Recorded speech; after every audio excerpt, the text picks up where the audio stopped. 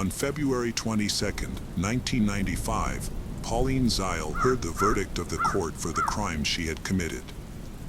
She was lucky to avoid the death penalty. Instead, she was sentenced to life in prison without parole. Tears streamed down her face as she held the hand of her lawyer, seeking comfort despite her unfortunate outcome. She had avoided being placed in a cell with 5 other inmates on death row. Pauline Zeil was a devoted mother, working 2 jobs to support her children. From her first marriage, she had a daughter named Christina. With her second husband, John Zeil, she had 2 sons. Christina lived with her father's relatives in Maryland for a time and did not live with her mother. Many who knew Pauline considered her a good mother. Although she was abandoned by her mother and grew up in an orphanage, no one suspected that she could become a danger to society, especially to her own family. Christina lived with her grandmother, and they had a good relationship. However, just before a series of unfortunate events, her grandmother gave Christina to her mother in Florida. Because they had been separated for so long, Christina was not happy about this reunion. In June 1994, she lived in her mother's small 2-room apartment in Riviera Beach with her 2 younger brothers and John Zeil, her stepfather. John was indifferent to Christina, creating a tense family atmosphere. For months later, Christina's mother, Pauline, reported to the police that her daughter had been kidnapped. While in a crowded store, 7-year-old Christina went into the women's restroom and did not return. Pauline searched everywhere but could not find her. The police took her report seriously and began searching for Christina. During a television appearance, Pauline became emotional, begging for her daughter's safe return, but no one suspected that her feelings might not be sincere. As the police investigated, Pauline's family, friends, and acquaintances revealed that the couple often argued. The tension in the family was not only due to Christina's presence, but also to Pauline's marriage to her second husband, John. They argued daily, and he was very controlling. He did not hesitate to resort to violence if things went wrong.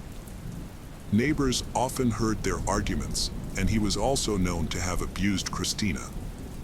The police speculated that Christina may have run away, feeling resentment toward her mother and stepfather, and sought comfort from her grandmother, where she had a happier childhood.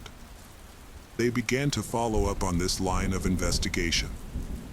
The grandmother stated that she had not seen Christina since she returned her to her mother, although she missed her very much.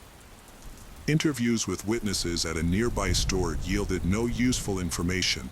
No one had seen a girl matching Christina's description that day, and there were no security cameras in the area. Despite a thorough search of the store, they found no trace of Christina. Then the police discovered a crucial clue: Pauline had sold her bicycle and a videotape. When asked about these items at Christina's school, her mother dismissed them, saying they were no longer needed. At the time, everyone was still hopeful that Christina was alive, but this new information was very disturbing. The police began to question whether Christina had actually been in the store that day and considered the possibility that Pauline's story was a lie intended to mislead the investigation. 2 weeks after Christina's disappearance, the police obtained a search warrant and thoroughly searched the home where Christina lived with her mother. Unfortunately, these searches did not yield any useful information. They could not find any clues at the time. Pauline, the girl's mother and the last person to see her alive, became the prime suspect. However, the situation changed dramatically a few days later when Pauline went to the police in tears and confessed. She claimed that her husband, John, had beaten their daughter to death, but insisted it was an accident. Pauline provided a detailed account of Christina's final moments. A victim of domestic violence, she admitted to fabricating the kidnapping story to mislead the police. Her efforts to cover up the crime ultimately contributed to her long prison sentence. John Zile lived with his wife, Pauline, and their sons in a cramped apartment. They struggled financially, and the difficult living conditions may have contributed to negative feelings towards their daughter, Christina. On September 16, 1994, John lost control and beat Christina because she was dirty and had problems with urinary incontinence. Neighbors heard noises, including John's screams and Christina's cries, which sounded different from the typical cries of a child. They could hear muffled thumping, followed by Christina screaming louder. Eventually, the noise died down, but the mother begged John to stop. During the incident, Christina lost consciousness and began to convulse. John hit her hard enough to silence her and covered her mouth with his hand, causing her to choke. When things finally quieted down, neighbors could hear John's panicked voice. John and Pauline hid Christina's body in a closet for a week before moving it to a vacant lot behind a shopping center to bury it. Pauline agreed to reveal Christina's burial location. On October 27th, Christina's body was found. She had multiple stab wounds. Forensic experts confirmed that the cause of death was strangulation. The child had suffocated while trying to cover her face with her hands. Police discovered that while the body was in the closet, the couple had prepared for the burial by purchasing items such as shovels, tarps, cleaning supplies, and other necessary tools. Pauline had acted cautiously. She took Christina's belongings, such as her bicycle and videotapes, to a pawn shop. She later admitted that she had done so to erase the memory of her daughter. However, the reality was simpler. She had used the money from the pawn to pay for the burial and clean the house. Pauline blamed her husband for their daughter's death, claiming that he was responsible for killing her. But later revelations changed the story. John claimed that Pauline never intervened when he was beating Christina. On the day he lost control and attacked Christina, he asked Pauline to call for help to save the girl while she was still alive, but Pauline refused to help their daughter. During questioning, Pauline admitted this. She believed that the girl could still be saved, but she was too afraid of facing the consequences of her actions to take her to the hospital. The police discovered that Christina had been abused many times before. Despite this, Pauline never intervened to stop the abuse. Even when Christina begged Pauline for help during John's attack, Pauline showed no interest. Pauline Zile and John Zile were later arrested and charged with child abuse and concealing evidence. Pauline, who has 2 sons, faced losing her parental rights. Realizing this during the first hearing, she voluntarily relinquished her rights to her sons through their attorney. A foster family took in the children. Pauline Zile's trial began, during which she denied her guilt and blamed John for what had happened. Her lawyer argued that Christina's death was accidental, but the prosecution countered effectively, highlighting clear evidence of violence. The defense claimed there were many mitigating circumstances, stating that Pauline was a loving mother and that her colleagues respected her. The lawyers attempted to argue that Pauline was controlled by John, an abusive husband who kept her in a constant state of fear, which prevented her from fighting back. However, the prosecution pointed out that Pauline herself admitted she could have saved her daughter but chose not to.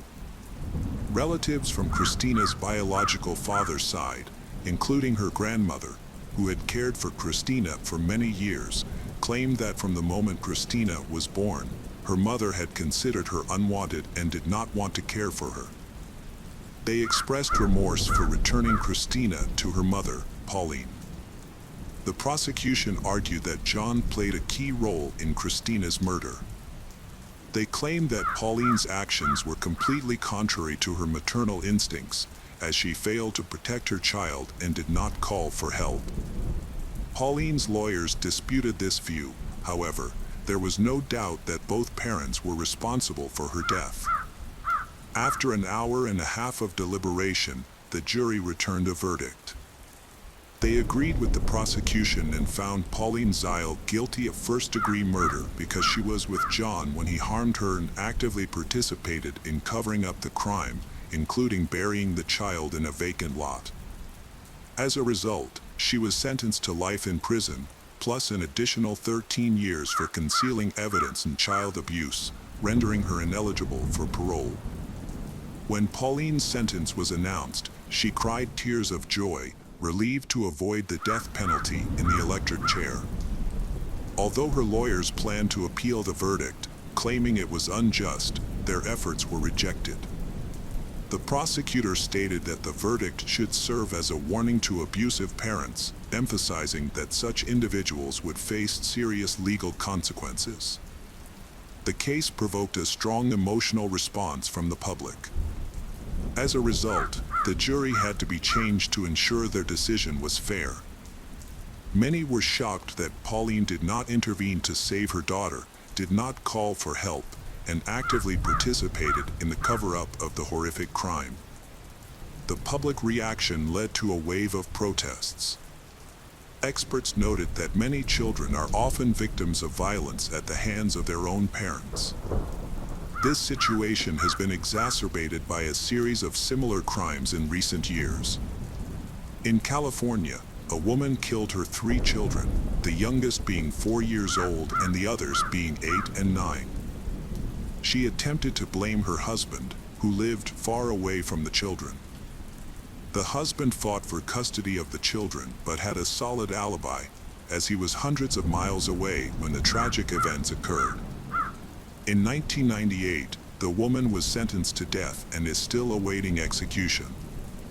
There have been many similar cases reported in the media, most notably the 1983 case of Elizabeth Diane Downs. Elizabeth claimed that a stranger shot her 3 children after she picked him up on a deserted road. However, it was revealed that she had shot them herself. Her 7-year-old daughter died as a result, and her 2 other children were left disabled. Elizabeth is currently serving a life sentence for first-degree murder and attempted murder, with the possibility of parole after 25 years, but she has been denied parole several times. A common theme in these cases is that mothers often try to blame their husbands for their actions. Police have become increasingly skeptical of these attempts at blame. This skepticism is evident in Pauline's statements, as police note that her case is not an isolated one. There are many cases of postpartum depression and similar issues affecting mothers. A psychiatrist points out that many tragic child deaths could have been prevented if mothers had received proper support. However, in Pauline's case, there was no indication of any mental health issues, which is why she is facing serious charges. Everyone involved in the case knew the details and believed that Pauline could have prevented her daughter's death. Not only did she fail to stop her husband, but she also missed the opportunity to seek help.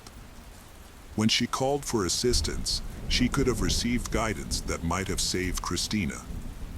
However, Pauline deliberately chose not to pursue this option. It was also revealed that Pauline had worked as a nurse. She had a medical degree and was educated and trained in emergency care. Despite this, she made no attempt to help her daughter. John Zeil's trial then began. The prosecutor aimed for the harshest punishment, seeking the death penalty by electric chair. John admitted to beating Christina but denied any responsibility for her death. He claimed it was an accident and that he had no intention of killing her. He had simply misjudged his own strength. His first trial ended in a mistrial due to the jury's inability to reach a unanimous decision. His second trial took place in another city in November 1996, where he was convicted of first-degree murder, concealing evidence, and aggravated child abuse. He was sentenced to life without the possibility of parole, plus 30 years for child abuse and concealing evidence. John listened to the verdict with an impassive expression. The judge ruled that the case was not serious enough to warrant the death penalty, so he overturned that aspect of the sentence. Lindley Rennick. Ben Rennick was born on August 4, 1987, in St. Louis, Missouri, USA. He was the second and youngest child in his family. His older brother, Sam, considered Ben a precious gift from the moment he was born. From a young age, Ben developed a fascination with snakes. While attending Montgomery County High School, he immersed himself in learning about them and dreamed of starting a snake breeding business. Although this hobby was uncommon, he found it incredibly interesting. As a child, Ben met Lindley, a girl 4 years his senior. She was beautiful, with long, light hair and delicate features, but Ben was too young to pursue a relationship, so nothing happened between them. After graduating high school, Ben continued to focus on his passion for snakes, expanding his knowledge and gaining respect from other experts in the field. 2 years later, Ben's mother passed away from a serious illness. While this was a painful experience, he decided to move forward, possibly to ease the shock. He focused all his efforts on turning his hobby into a source of income, and eventually, his hard work paid off. By 2010, Ben Rennick had become a successful breeder and established a national business called Rennick Reptiles, which specialized in the selective breeding of designer pythons. The business quickly thrived, and soon, reptiles were being sold to customers worldwide, from the UK to Japan. Although Sam and Ben had separate homes, they continued to live on the family farm with their father, honoring their mother's wish not to abandon it after her passing. The 28-acre property provided ample space, allowing the brothers to maintain a close relationship. They often spent weekends fishing together and enjoyed a strong brotherhood. As the business grew, the facility became home to over 3,000 reptiles, some valued at $1,000 each. Ben enjoyed success and often traveled to conventions across the United States, earning a reputation as a prominent figure in the reptile community, even being referred to as the rock star of snakes. In interviews, he attributed his success to his careful attention to his pets and his commitment to his clients. In 2011, he felt particularly fortunate when he reconnected with Lindley, a girl he had had a crush on during his youth. Before reconnecting with Ben, Lindley had been in several relationships. She was initially involved with a man named Michael Humphrey, who was later imprisoned for banned substance possession. After another unsuccessful relationship, Lindley became a mother to a son. By the time she reached out to Ben again, she was single, and Ben had matured, making their communication smooth and comfortable. Ben confidently pursued Lindley, and their relationship quickly became serious. Ben quickly became overwhelmed by the success he achieved at a young age. He was a respected professional, admired by many. Ben was not only business-minded but also kind and mature for his age, which allowed him to take on a fatherly role for Lindley's son, whom he embraced as his own. Eventually, Lindley, her son, and Ben began living together. Tragedy struck the family in 2012 when Frank, the father of Ben and Sam, was involved in a stock scheme that caused significant financial losses for many people. Then, Ben discovered that his father had taken his own life. This devastating event forced the brothers to inherit the family property and confront their loss once again, now complicated by the shame surrounding the incident. Ben found comfort in his personal professional project and in a long-awaited moment with Lindley. In 2014, she accepted his marriage proposal, and that year, they celebrated a wedding. Soon after, they welcomed a daughter named Emma. In his free time, Ben enjoyed playing the drums and watching horror films, but his main focus was on his family. He valued the time spent with his wife and children. To keep the romance alive, he organized weekly date nights with Lindley, just as they had done when they were engaged. This was also his way of showing appreciation for Lindley's hard work, as she dedicated herself to helping him manage their snakes, which involved cleaning and sorting. In 2016, they launched a second business, this time in the personal hygiene sector. They opened a spa and a shopping center in Columbia, Missouri, something Lindley had always dreamed of, given her background as an experienced massage therapist. She invited her longtime friend, Ashley Shaw, to join the salon. Their success continued into 2017, when Ben made $1 million deal selling some of his pythons and anacondas. The agreement included quarterly payments of $200,000, starting with the first payment in February. However, Lindley's business was facing serious financial problems. In early 2017, she had credit debt, and two companies sued her for over $88,000 in unpaid bills for work done in previous years. Additionally, Lindley was hiding more than just her financial troubles. She created a profile on a dating app and began an affair with a man named Brandon Blackwell, meeting him a few times each month. For reasons that could include her financial struggles, ambition, or feelings of betrayal, Lindley started to contemplate how to rid herself of her husband, Ben, although she never openly expressed this desire. Lindley confided in Ashley, who worked at the spa, claiming that she was a victim of violence and abuse from Ben. Taking advantage of this situation, she persuaded her friend to help her escape. Ashley agreed and provided Lindley with banned substance. On one night in 2017, Lindley secretly drugged Ben by spiking his protein shake with a nearly lethal dose of illegal substances. Miraculously, Ben survived the ordeal, although he became very ill and took a long time to recover. Throughout this process, he never suspected that his wife was involved. The bank that Lindley was in debt to informed Ben of the situation. Aware of the crisis at the spa and his wife's deception, Ben spoke up and shared his feelings with her. This led to a tense atmosphere between them that lasted for several weeks. In mid-May 2017, Lindley decided to contact her ex-boyfriend Michael, who had just been released from prison. She and Ashley visited him at his home. During their conversation, which seemed casual as they reminisced about their past relationship, Lindley claimed to be a victim of an abusive husband. She even confessed to Michael about her failed attempt to use a protein drink to escape her situation. Lindley expressed that she felt trapped and was determined to file for divorce, but she was also afraid of how Ben would react, fearing that his response could threaten her life and the lives of her children. While continuing her affair with Brandon, Lindley made the mistake of sharing every detail of her plans to remove Ben from her life. On June 8, 2017, Lindley and her ex-boyfriend Michael went to the farm, equipped with gloves, a gun, and a plan.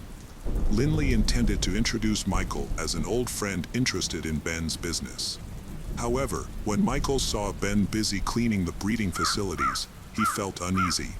He asked Lindley to go back to the car, where he handed her the gun and suggested that she take charge of the plan. Without hesitation or fear, Lindley returned to the scene and, seeing that Ben was focused on his work, she attacked him multiple times. Michael picked up most of the shell casings he found, but he missed a few that were left behind. Afterward, he and Lindley went to the spa, where Lindley removed her clothes. Ashley was there, and Lindley asked her to help wash her body and arms thoroughly. During this time, Lindley explained to Ashley what had happened. Later, Lindley returned to the snake nursery and pretended to be surprised and upset. She called Sam to inform him about Ben's situation. Sam rushed to the scene, upon arrival, thought Ben had been bitten by an anaconda because his skull looked crushed and there were 2 puncture wounds on his arm that resembled bite marks. Sam immediately called emergency services. Montgomery County Coroner Dave Colbert had described the scene as one of the strangest and most dangerous he had encountered in his 20-year career. Investigators searched the nursery, which housed 10-foot pythons and anacondas weighing over 90 kilograms. They were unsure where the anaconda might be hiding. As they carefully examined the area, Colbert made a shocking discovery: Ben's body, lying face down, concealed the actual cause of death. It wasn't an anaconda bite that killed him. He had been attacked with a weapon 8 times at close range. Investigators initially considered the possibility of a botched robbery but dismissed it since none of the snakes were missing. The evidence at the crime scene suggested that Ben was familiar with his killer. The agents decided to closely monitor those who were closest to Ben, ensuring that no potential suspects were overlooked. The day after the murder, detectives questioned Sam and then Lindley. A surprising moment occurred when Lindley tried to blame Sam for the crime, but this theory was never pursued. Sam, who had no gunpowder residue on his hands and fully cooperated with the investigation, was released. While the detectives continued their work, the community of reptile breeders came together to support Ben's wife and children by organizing an online auction for snakes. However, just 11 days after Ben's murder, Lindley, who everyone thought was grieving, made a shocking confession during another interrogation of her. She revealed that at the time of the murder, she had an alibi. She was with Brandon, her affair partner. Detectives investigated the alibis of Lindley and Brandon, confirming they were not involved. Next, they questioned Ashley. At the same time, they examined Lindley and Ben's Facebook accounts, discovered that the spa was facing financial difficulties, which had made Ben very angry. For months after the incident, Lindley returned to the police station and agreed to take a polygraph test. However, the test was unsuccessful when she was asked about her relationship with her ex-boyfriend Michael and the messages they had exchanged in the hours surrounding Ben's death. Lindley stated that Michael had visited the snake farm as a client. Lindley faced a lot of circumstantial evidence that seemed to implicate her, and investigators made this clear to her. However, her gunshot residue test came back negative. Without any witnesses, a murder weapon, or direct evidence tying her to the crime, the officers had no option but to let her go free from the interrogation room. A few weeks later, claiming financial difficulties, Lindley closed the spa and quickly left town. Before leaving, she put the family property up for sale. In February 2018, she applied for 2 types of property payments from the family allowance, totaling $15,000, along with monthly family benefits. That summer, she sold Ben's property to a married couple for over $740,000, unaware that the police were suspicious of her. Sam remained oblivious to her connection to his brother's murder. Months passed with no arrests made. Snake enthusiasts confused and reached out to each other for any information about the case. Sam and others in Ben's close circle wanted to support Lindley as much as they could. However, as time passed, they noticed something was wrong when she refused to talk to them, wouldn't let Sam see the children, and prevented him from taking Ben's belongings. A year and a half after Ben's murder, Lindley and Brandon had a child together, but Lindley soon claimed that Brandon had become aggressive, leading her to break up with him. She also secured a restraining order against him and accused him of violence. Brandon denied these claims but ended up in jail because of them. Meanwhile, speculation grew about the murder, with many people suspecting that Lindley might have been involved or even orchestrated it through someone else. This question lingered for nearly 3 years without any answers, leaving authorities with little progress in the investigation. In January 2020, the case took an unexpected, welcome turn. Brandon, who was in jail, decided to make a deal. He contacted the police to share what he knew about Ben's unsolved murder case, claiming he was closely involved. This prompted a renewed investigation. On January 16, 2020, the police arrested Lindley and Michael for murder, shocking their close friends. Sam felt relieved to finally learn the truth. However, investigators needed more evidence. They sought a witness who could provide crucial details. The detectives then arrested Ashley and explained her potential legal consequences. She could either align with Lindley and face severe charges as an accomplice or cooperate with the investigation, which could lead to Lindley being charged with first-degree murder. The authorities promised Ashley leniency if she agreed to cooperate. She ultimately revealed everything, from the harmful ingredients in the lethal cocktail to the details of the murder. Nonetheless, the murder weapon was still missing. By the end of 2021, Sam was preparing for the trials against the alleged murderers of his brother. He was mainly focused on staying composed throughout the process. Lindley's defense team was working hard to prevent Brandon's testimony from being included in the trial. The prosecution argued that Lindley had fired the gun and that Michael Humphrey was also part of the plan. The defense countered by claiming that Lindley had tricked Michael into coming to a snake farm by telling him she needed protection for a divorce discussion with Ben. They stated that Michael was caught off guard when Lindley suddenly pulled out a weapon and attacked Ben. Ultimately, the jury did not see Michael as an innocent witness and found him guilty of first-degree murder after several hours of deliberation. Facing a life sentence, Michael changed his account, claiming he had supplied the gun used by Lindley. He agreed to cooperate with the investigation in hopes of being released on parole. He guided the investigators to the murder weapon, which had been hidden in the attic of Lindley's mother's house. With the weapon recovered, the jury now had to address the lingering question: who actually pulled the trigger? The prosecution painted Lindley as a woman as cold-blooded as one of Ben's snakes, portraying her as a killer who attacked Ben and then continued her day as if nothing had happened. As the trial neared its conclusion, the defense made a bold move by allowing Lindley to recount the troubled and violent marriage she claimed she was escaping. However, she had no evidence to support her story, and there were no police reports documenting any physical abuse. Nearly 5 years had passed since Ben's murder, and a weary Sam awaited the jury's decision regarding Lindley. After 12 hours of deliberation, the judge delivered the verdict. Lindley Rennick was sentenced to 16 years in prison. Sam's disappointment with the sentence seemed to resonate with the judge, but Missouri state laws prevented any increase in the sentence. Lindley would become eligible for parole in 2035, and the charges against Brandon were dismissed. Ben's close friends still remember him as if he were alive. A new species of snake, called the Rennick ghost, was named in his honor.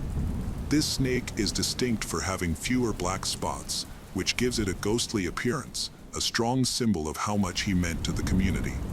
They continue to miss him deeply, and at every event his friends attend, there is always an empty spot that can never be filled. The case of Lauren Hugelmayer. Lauren Hugelmayer was born on June 9, 1988, in Los Angeles County, California. She was one of 3 daughters of Dale and Lori. Lauren grew up in a close-knit religious family that regularly attended their local church and was well loved in the community. She developed a reputation for being exceptionally kind, caring, known for her bright smile and vibrant personality. Lauren had a close bond with her older sister Beth, but she was even closer to her father, with whom she shared a trusting relationship. While in high school, Lauren met a classmate named Matthew Phelps, who would later play an important role in her life. At that time, it was unclear whether they were just acquaintances or had a closer relationship. After Lauren's family moved to North Carolina, Matthew transferred to another school, which interrupted their connection. After graduating from high school, Lauren chose to attend Appalachian State University, where she earned a degree in business administration and management in 2011. In 2014, Lauren received a direct message on Instagram from Matthew. While Lauren had a stable life, Matthew lived in Kent and faced significant challenges. His father was completely absent, and his mother had remarried several times. Matthew struggled to connect with any of his stepfathers. This lack of parental attention contributed to behavioral problems in his life. During high school, Matthew fell in with a bad crowd, began abusing alcohol and banned substance, particularly cough syrup, which is often misused for its psychoactive effects. His substance abuse became increasingly obvious, and his grades suffered as a result.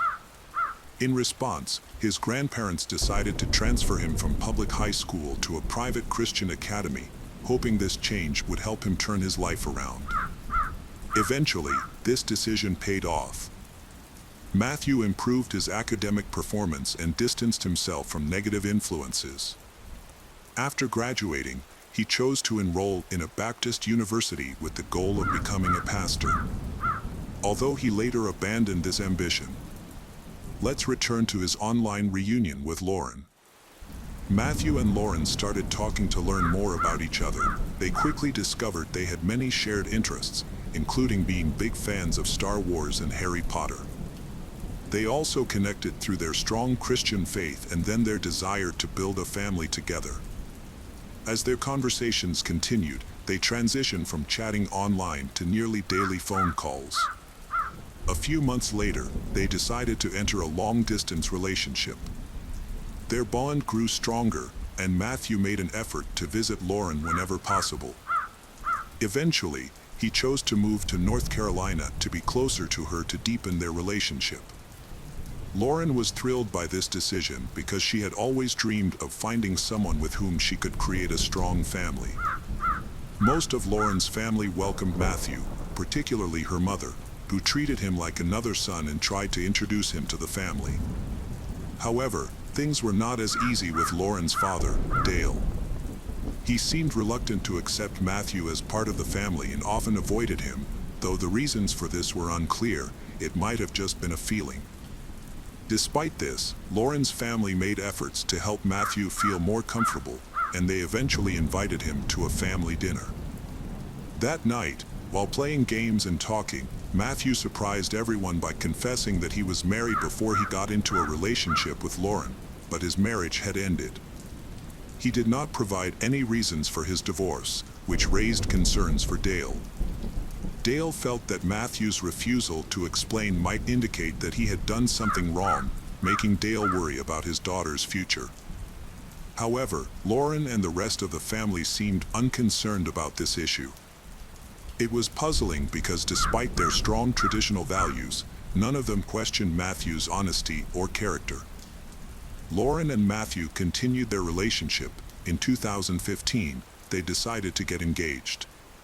On November 11, 2016, they finally got married and hosted a big celebration.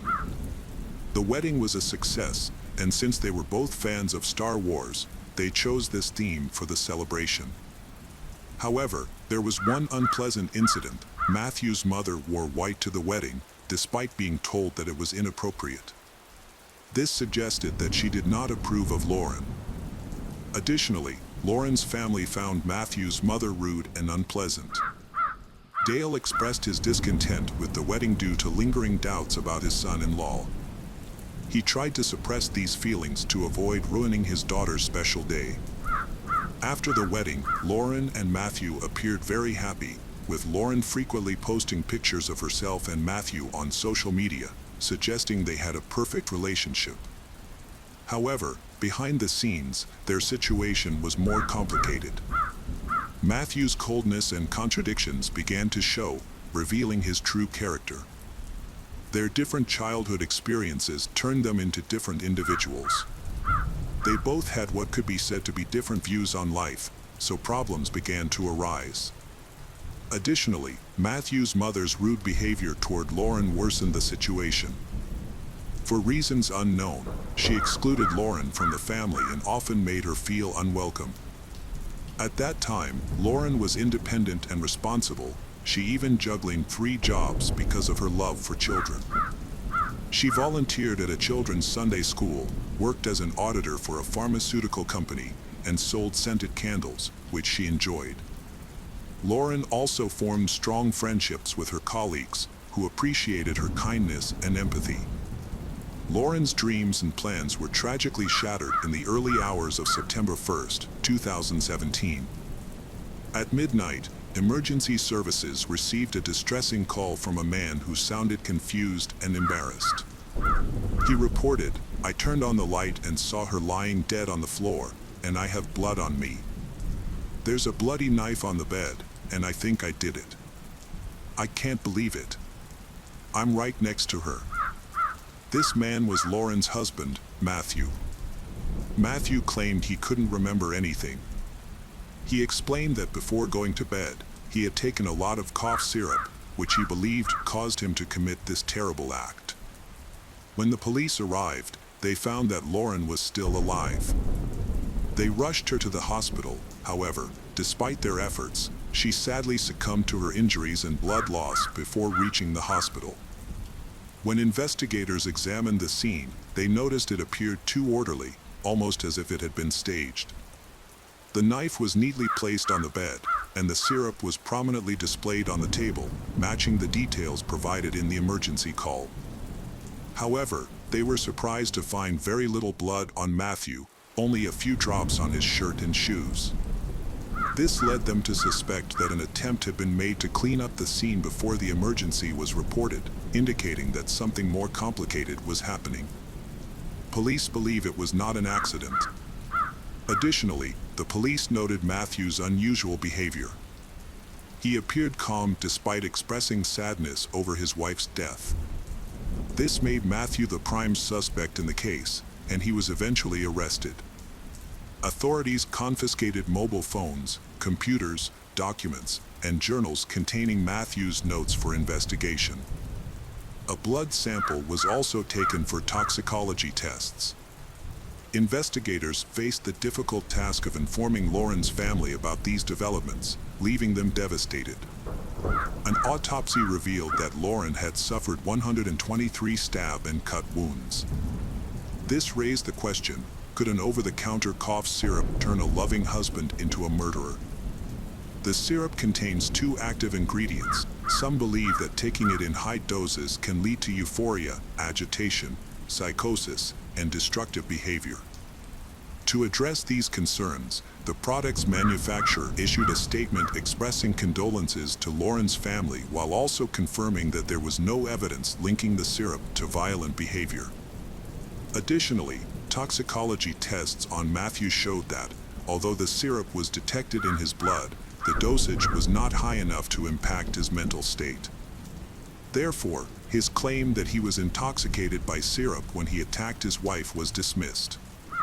The investigators aimed to understand what led Matthew to commit this act, so they conducted a detailed investigation, gathering information from family and friends.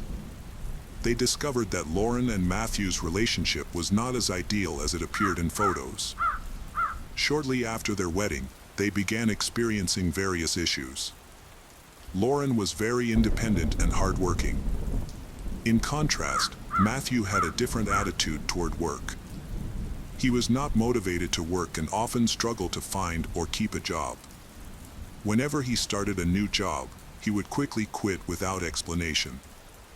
Additionally, Matthew had a problem with overspending, particularly on unnecessary items like game consoles, video games, and online gaming subscriptions.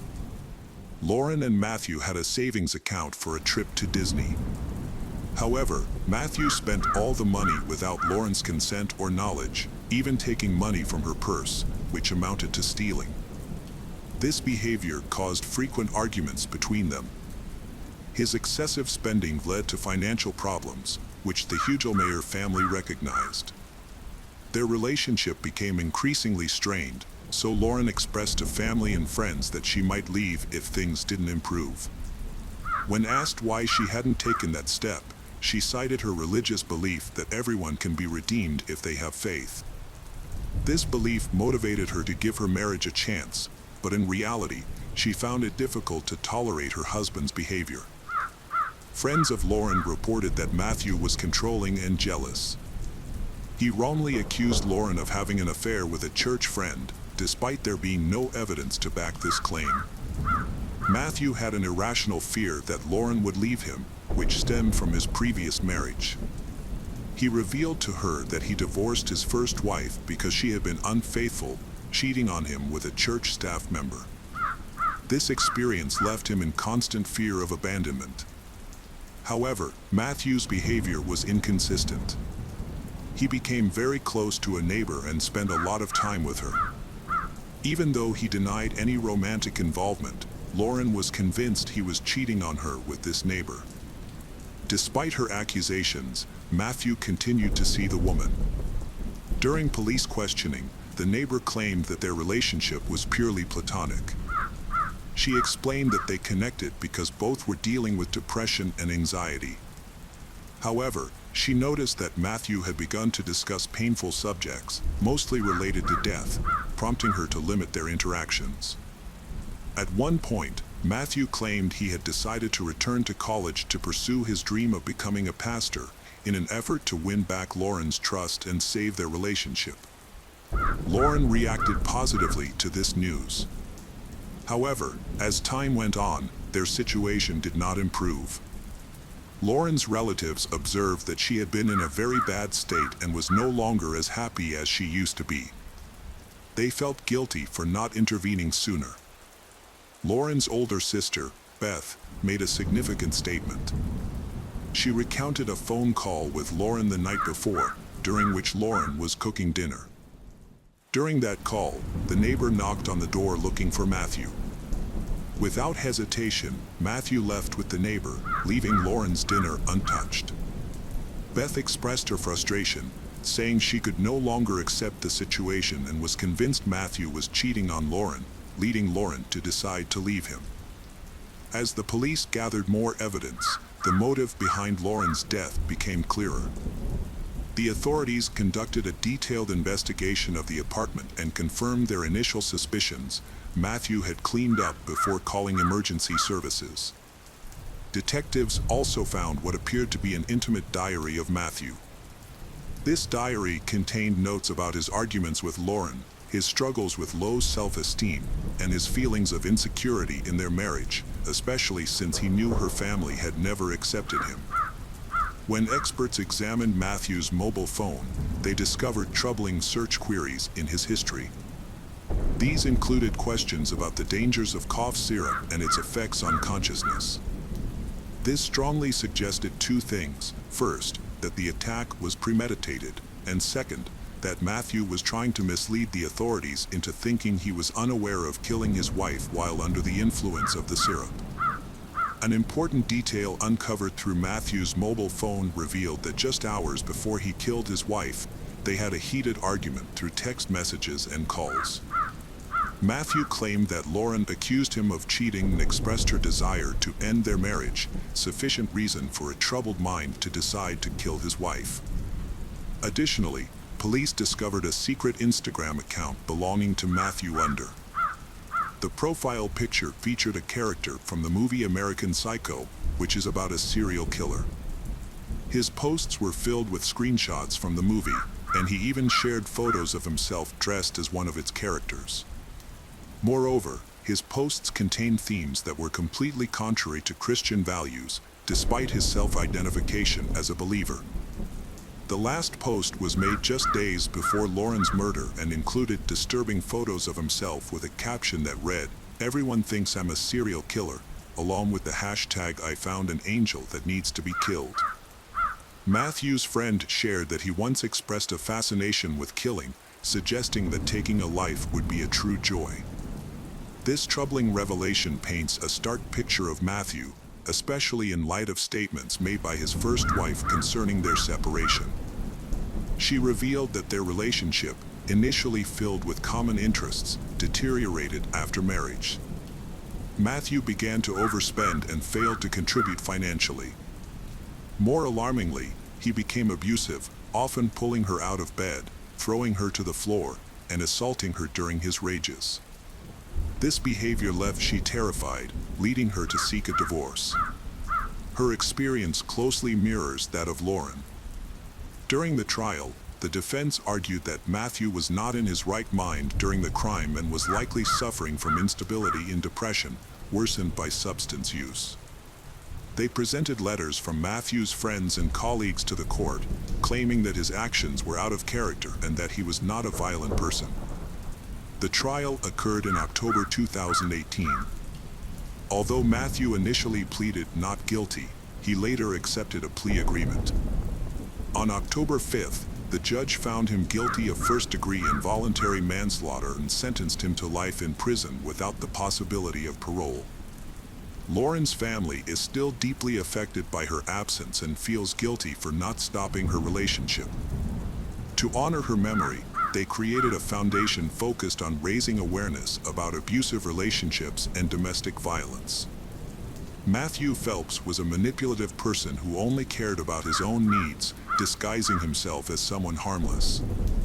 Sadly, Lauren's compassion blinded her to his true nature, and it may have only been in her final moments that she understood his true character. Unfortunately, there are many individuals like him who can deceive others with ease.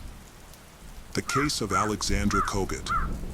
Alexandra Kogut, 18, was a freshman at the State University of New York at Brockport. She was outgoing and fun-loving. Alexandra had been in a relationship with her boyfriend, Clayton Whitmore, for about 2 years. The couple had met in high school in New Hartford, New York, where they began dating. Despite attending different schools after graduation, they had maintained a close relationship. Although their schools were 3 hours apart, they kept in touch through phone calls, social media messages, and frequent visits. Clayton was a great guy who played hockey at Utica College in New York while studying to become an accountant. He was a skilled athlete and a promising hockey player, and many believed he had a bright future ahead of him. Alexandra's family and friends liked Clayton and considered him a promising young man. They hoped that their relationship would develop into something serious over time. In high school, Alexandra had participated in track and field as well as swimming. She also represented her university in competitions. On Friday, September 28, 2012, Alexandra was excited because her boyfriend, Clayton, was coming to visit her for the weekend.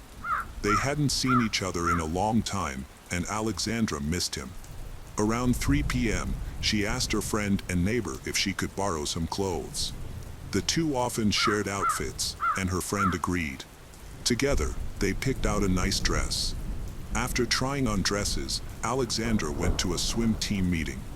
She was running late, so Clayton, who had arrived earlier, had to wait for her. Alexandra called him to let him know she would be late. When Alexandra returned from the swim team meeting, she met Clayton, and together they went to visit a friend of his for dinner. They didn't return to campus until after midnight. Alexandra had assured her mother that she would call or text when she got back to avoid causing concern, but she didn't. This was unusual because Alexandra was always reliable in such matters. Her mother became increasingly worried, sensing that something was wrong. At 2:42 a.m., her mother decided to contact university security and requested a welfare check on her daughter. University security responded quickly and went to Alexandra's dormitory to check. They knocked on the door, which was unlocked, and entered the room. Inside, they found a horrific scene. The dormitory room, which Alexandra and her roommate shared, was covered in blood. In the middle of the room lay a young girl, face down and dead. The victim had multiple injuries, and it was immediately clear that this was not an accident but a brutal murder. Alarmed, they quickly called the police to report the incident. When the police arrived, they found a photo of Alexandra and Clayton together, and they recognized Clayton. That night, the police saw him walking down the street with a girl. He was holding an open can of beer, which attracted the attention of a patrol officer. Clayton was ticketed for the open can of beer but remained calm and cooperative. He then threw the can away and crossed the street, disappearing from sight. As the investigation progressed, it was revealed that Alexandra and her boyfriend, Clayton, had gone to her dorm room together. It was later discovered that Clayton had planned to flee to Canada after the incident. Police began interviewing dorm residents to identify witnesses and gather more evidence. However, most students were not in their rooms at the time. Many had gone home for the weekend, while others were partying or visiting friends. Some residents reported hearing screams and sounds of fighting in the distance but paid little attention, as such noises were common. At around 3 a.m., Clayton's father called 911 and informed the police that his son had confessed to the murder. He explained that Clayton had called him, sounding very agitated, and admitted to doing something terrible. However, Clayton's father had no further details to provide and suggested that the police contact Clayton directly. He also mentioned that he did not know his son's exact location.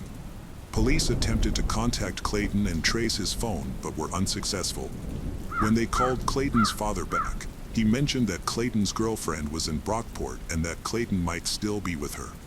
At this point, police determined that Clayton was still near the crime scene. A patrol car was dispatched to the scene approximately 45 minutes after Clayton's father's initial call. Shortly thereafter, Clayton himself called 911, stating that he wanted to surrender because he had committed a terrible crime. Police located and arrested Clayton Whitmore at approximately 4 a.m. at a rest stop on the New York State Thruway. At this point, police confirmed that the murdered woman was Alexandra Kogut. They discovered that she had used her key card to enter the dormitory building just before she was killed. At the police station, Clayton was questioned to determine what had happened that night and why Alexandra had been killed. Clayton insisted that his relationship with Alexandra had been normal and respectful. However, he said things had taken a turn for the worse on the evening of the incident. According to him, Alexandra had yelled at him in public for no apparent reason. Although she was sweet and cheerful with others, he felt that she had disrespected him. Clayton believed that her behavior was unreasonable and unacceptable. Clayton admitted that he had been holding back resentment toward Alexandra but finally lost control after being fined while walking down the street. He returned to her room feeling tense. Alexandra told him that she wanted to have a serious talk.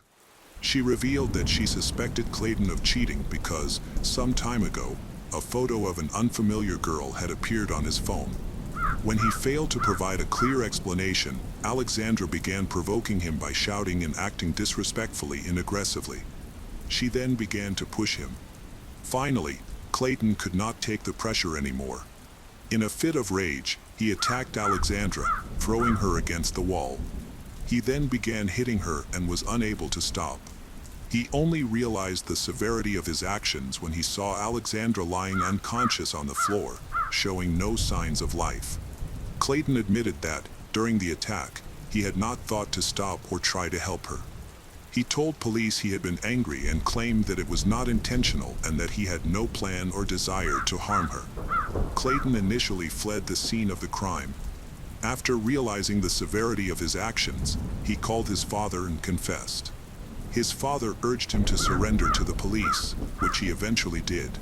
Although he expressed remorse, Clayton avoided confirming whether a weapon had been used in the murder.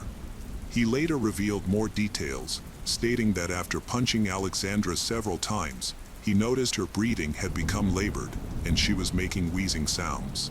In response, he took a curling iron and struck her on the head until the noises stopped. Clayton claimed he was fully conscious at the time.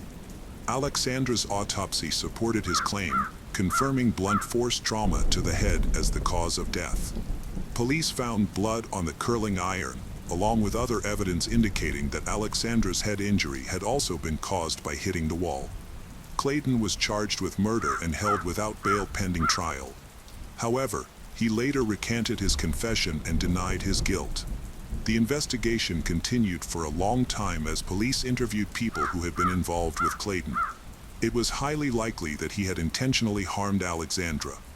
Their suspicions were reinforced by the testimony of Clayton's ex-girlfriend, who revealed that she had been subjected to constant violence from him. She decided to end their relationship after he tried to strangle her during an argument.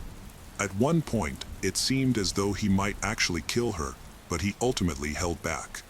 Out of fear, she fled to another city to escape him. Several of Clayton's friends also confirmed his aggressive and erratic behavior. They described him as short-tempered and hostile. One friend recalled an incident at a bar where Clayton wielded a knife and threatened a group of strangers. By the spring of 2014, the case went to trial. The prosecution presented a recording of Clayton confessing to the murder, along with various pieces of physical evidence collected by forensic experts. His fingerprints and DNA were found at the crime scene. The defense acknowledged that Clayton had committed the murder but argued that it was unintentional. Their goal was to secure a reduced sentence. Clayton's attorneys made it clear to the jury and the court that Clayton had been extremely distressed that evening due to being insulted by Alexandra, being fined by the police, and being pressured by Alexandra during a conversation about his betrayal. They argued that these factors had caused Clayton to become emotionally unstable. They claimed that he had lost control and directed his anger at Alexandra. The lawyers stressed that Alexandra had provoked Clayton and that the murder should be considered to have occurred in a state of emotional distress. Clayton blamed his aggressive and emotionally unstable behavior on his father. He explained that his aggression stemmed from years of abuse at the hands of his father, who had treated him and other family members cruelly. According to Clayton, he had suffered years of pressure, moral degradation, and physical abuse from his father. Clayton recounted incidents such as his father beating his brother with a baseball bat, breaking his sister's nose, and kicking his mother. Once, when his father found the children's fingerprints in the car, he tried to force the children to eat the TV remote. Clayton expressed remorse for not being able to resist his father's abusive influence, admitting that he had become a mirror image of his father, whom he despised. Clayton admitted that this led him to humiliate and abuse his girlfriend, act aggressively, and harbor hatred for the world. He apologized to Alexandra's family, expressing genuine remorse for his inability to change his behavior. The prosecution pointed out that there were almost no photographs of Clayton smiling. He appeared cold and distant in all of them. Was this behavior part of his nature? While prosecutors did not dispute Clayton's allegations of abuse by his father, they argued that this did not excuse his actions. The trial lasted about 3 weeks, during which dozens of witnesses testified. The jury deliberated and eventually returned a verdict, finding Clayton Whitmore guilty.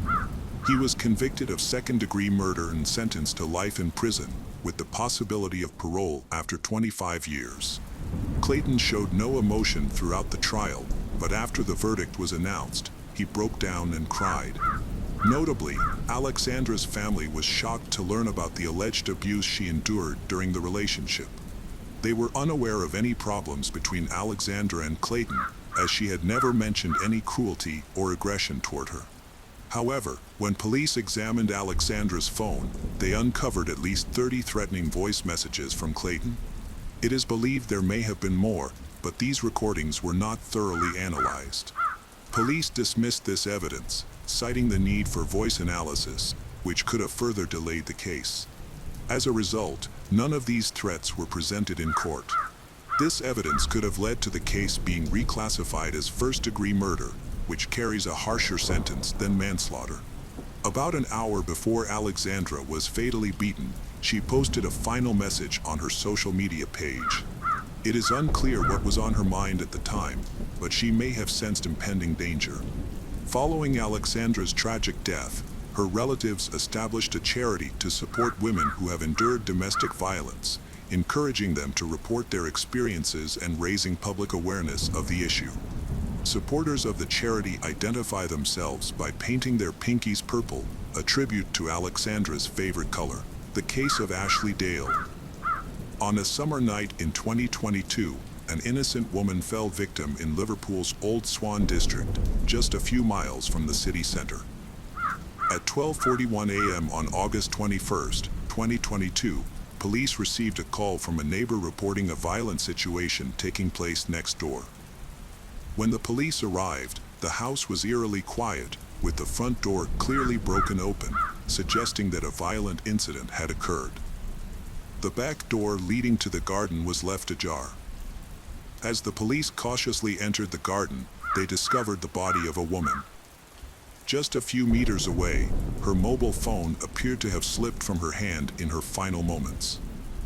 They quickly understood the gravity of the situation when they found a number of spent bullet casings scattered around the house. While one officer was investigating the crime scene, other officers arrived, waking several neighbors with the noise. Neighbors reported hearing gunshots coming from the house, while others said they heard screeching tires and car alarms going off hours before the incident. The tragic event left everyone in the area shocked. Neighbors helped the police identify the victim as 28-year-old Ashley Dale. Ashley grew up in a close-knit family and was the oldest of 3 siblings. In 2015, her younger brother was mistakenly murdered by a gang at the age of 16. Ashley was deeply affected by the death of her younger brother, which changed her outlook on life. However, she persevered, using her grief as motivation to study and eventually earn a degree in environmental conservation. This achievement led to a fulfilling career as an environmental conservationist, where she thrived and earned the respect of her colleagues. They admired not only her dedication to her work, but also her genuine compassion for those around her. In her role, Ashley focused on various projects to improve living conditions and public health in the city, establishing herself as a hardworking, intelligent, and goal-oriented person. In her personal life, Ashley Dale cherished time with her family, friends, and dog. Her loved ones described her as intelligent, kind, and caring. Despite her difficult past and the pain of losing a loved one, she moved forward with determination and succeeded in her path. However, things became more complicated when she started dating Lee Harrison, a man with deep ties to the criminal world. His connections to gangs caused serious concerns for Ashley's family, who feared for her safety. Although Ashley believed that Lee was gradually changing, she still trusted him. Lee Harrison, a 28-year-old man from Liverpool, was deeply involved with many gangs and banned substance trafficking. He was particularly close to Neil Berry, a local banned substance dealer. However, their friendship began to decline in 2018 due to issues related to banned substance and trust. That year, Neil was robbed of $50,000 worth of banned substance hidden in his home in an incident orchestrated by a rival gang. Neil suspected that Lee Harrison may have informed his rivals about the incident. Although Lee denied any wrongdoing, their relationship soured, turning them into enemies. In June 2022, Lee Harrison and Ashley Dale bumped into each other at the Glastonbury Festival, rekindling old feelings.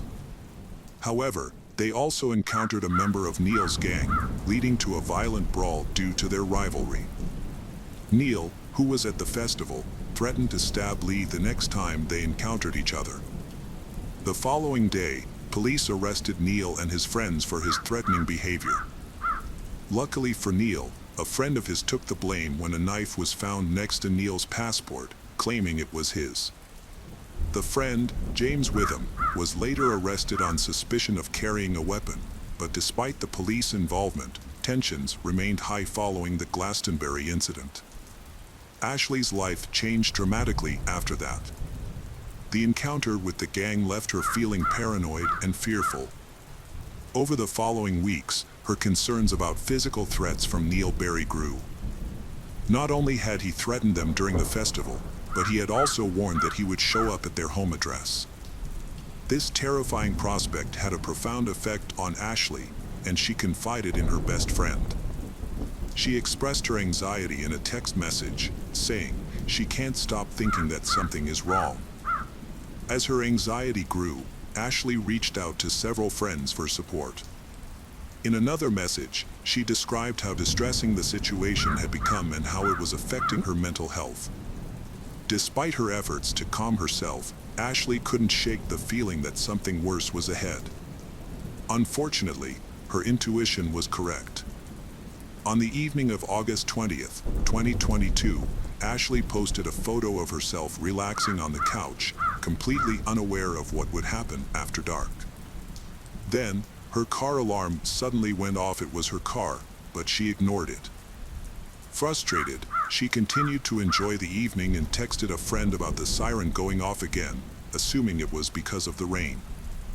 The message seemed normal, but there was a paranoid undertone. That night, she sent another message saying, "She don't know, but it looks like someone is outside." Over time, Ashley's anxiety increased, and her car alarm went off again, reinforcing her belief that someone was outside and that something was seriously wrong. On the morning of August 21st, the doorbell rang, and Ashley sensed that it was bad news. The sound echoed through the quiet house, and suddenly, the door swung open, revealing an armed man standing in the doorway. He acted quickly, opening fire without giving her a chance to react. In a panic, Ashley grabbed her phone and ran out the back door. The attacker then moved throughout the house, shooting into several rooms in an attempt to find her, hoping she was hiding in the backyard. Ashley faced her final moments with extreme fear. She could not escape the violence or her fatal injuries, and the final text messages she sent just before the attack served as a haunting reminder of her awareness of the danger. Tragically, Ashley Dale was murdered, and many suspect that Lee Harrison's connection to gang activity contributed to her death. Police discovered that all of Ashley's tires had been slashed, likely due to the attacker's actions, which had set off her car alarm. Police believe this was a deliberate attempt to lure Ashley and Lee Harrison away from their home.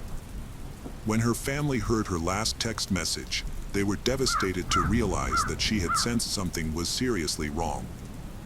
Fortunately, Ashley's text message contained vital information that would help solve her murder. Police now need to piece together the evidence. However, the investigation remains tense and complicated, especially because of her boyfriend, Lee Harrison. He happened to be absent during the shooting and was very unwilling to cooperate with the police, even refusing to testify. When he was brought in for questioning, he chose to remain silent, which hampered the investigation. He changed his mobile phone number and shunned Ashley's entire family, leaving them devastated. Lee's lack of empathy only increased concerns about his possible involvement in her death. Police were surprised to discover that shortly after Ashley's death, he had gone on holiday and left the country. This raised suspicions among the police, who wondered if he had done this to avoid prosecution. While he was on holiday, they focused on the events that took place on the night of August 20th, 2022. Surveillance camera footage showed them entering a store. After making a purchase, they left and got into a gray Hyundai i3. This car later became key evidence, as another surveillance camera recorded it near Ashley's home earlier that day. Surveillance camera footage captured a car approaching Ashley's home, showing the driver surveying the area before the attack that evening. James Witham and Joseph Pierce approached Ashley's Volkswagen parked outside the family home and punctured the tires in order to set off the alarm. They attempted to lure Lee or Ashley out, but neither responded. Frustrated, they decided to retreat and come up with a new plan, which went badly wrong. An hour later, both men returned to Ashley's home, but this time one of them was armed, indicating their violent intentions.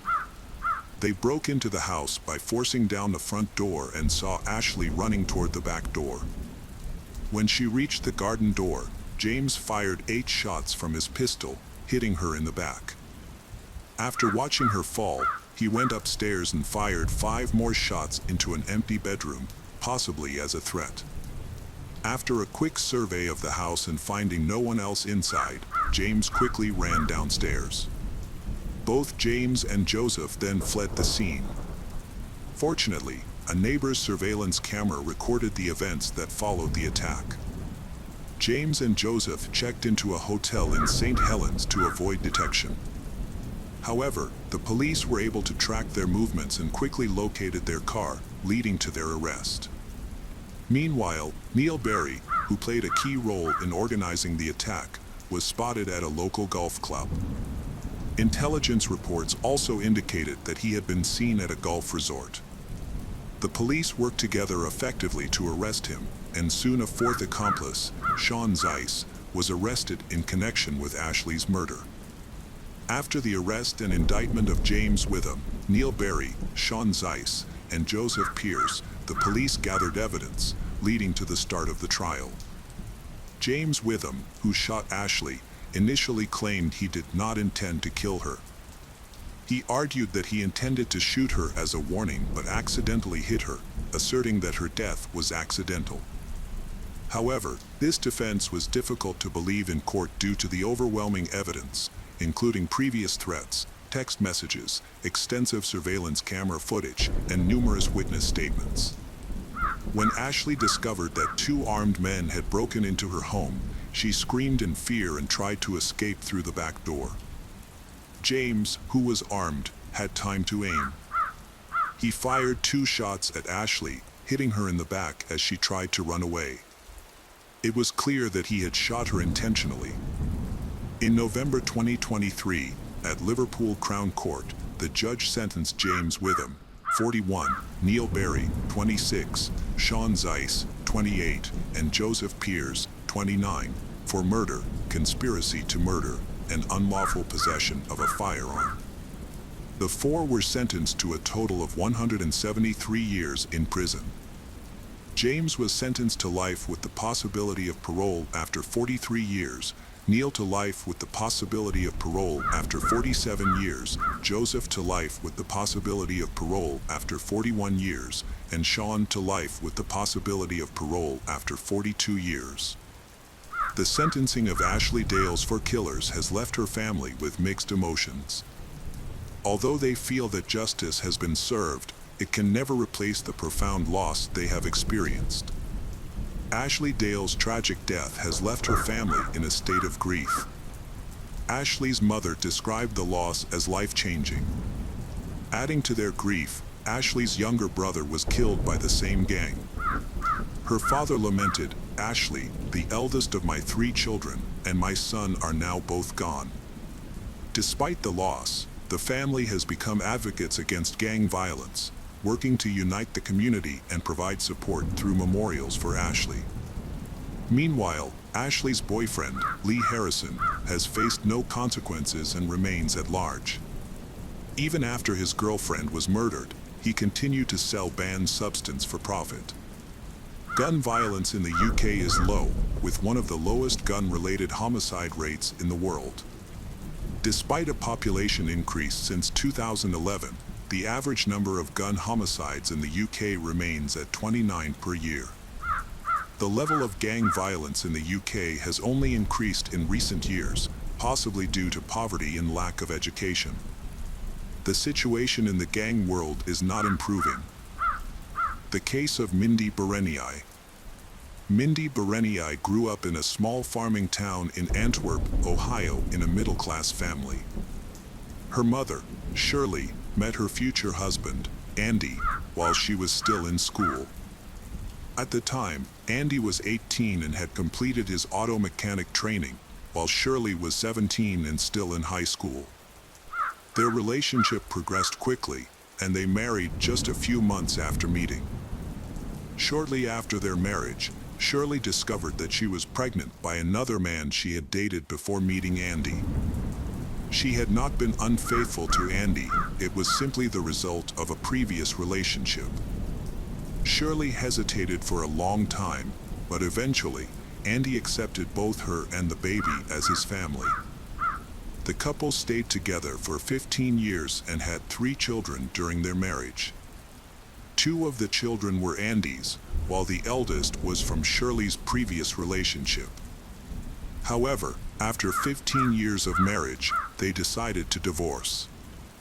Shirley, feeling she could no longer cope as a single mother, gave up custody of all 3 children. The children went to live with Andy, their father. Mindy always loved her father. However, disturbing changes began to disrupt her life.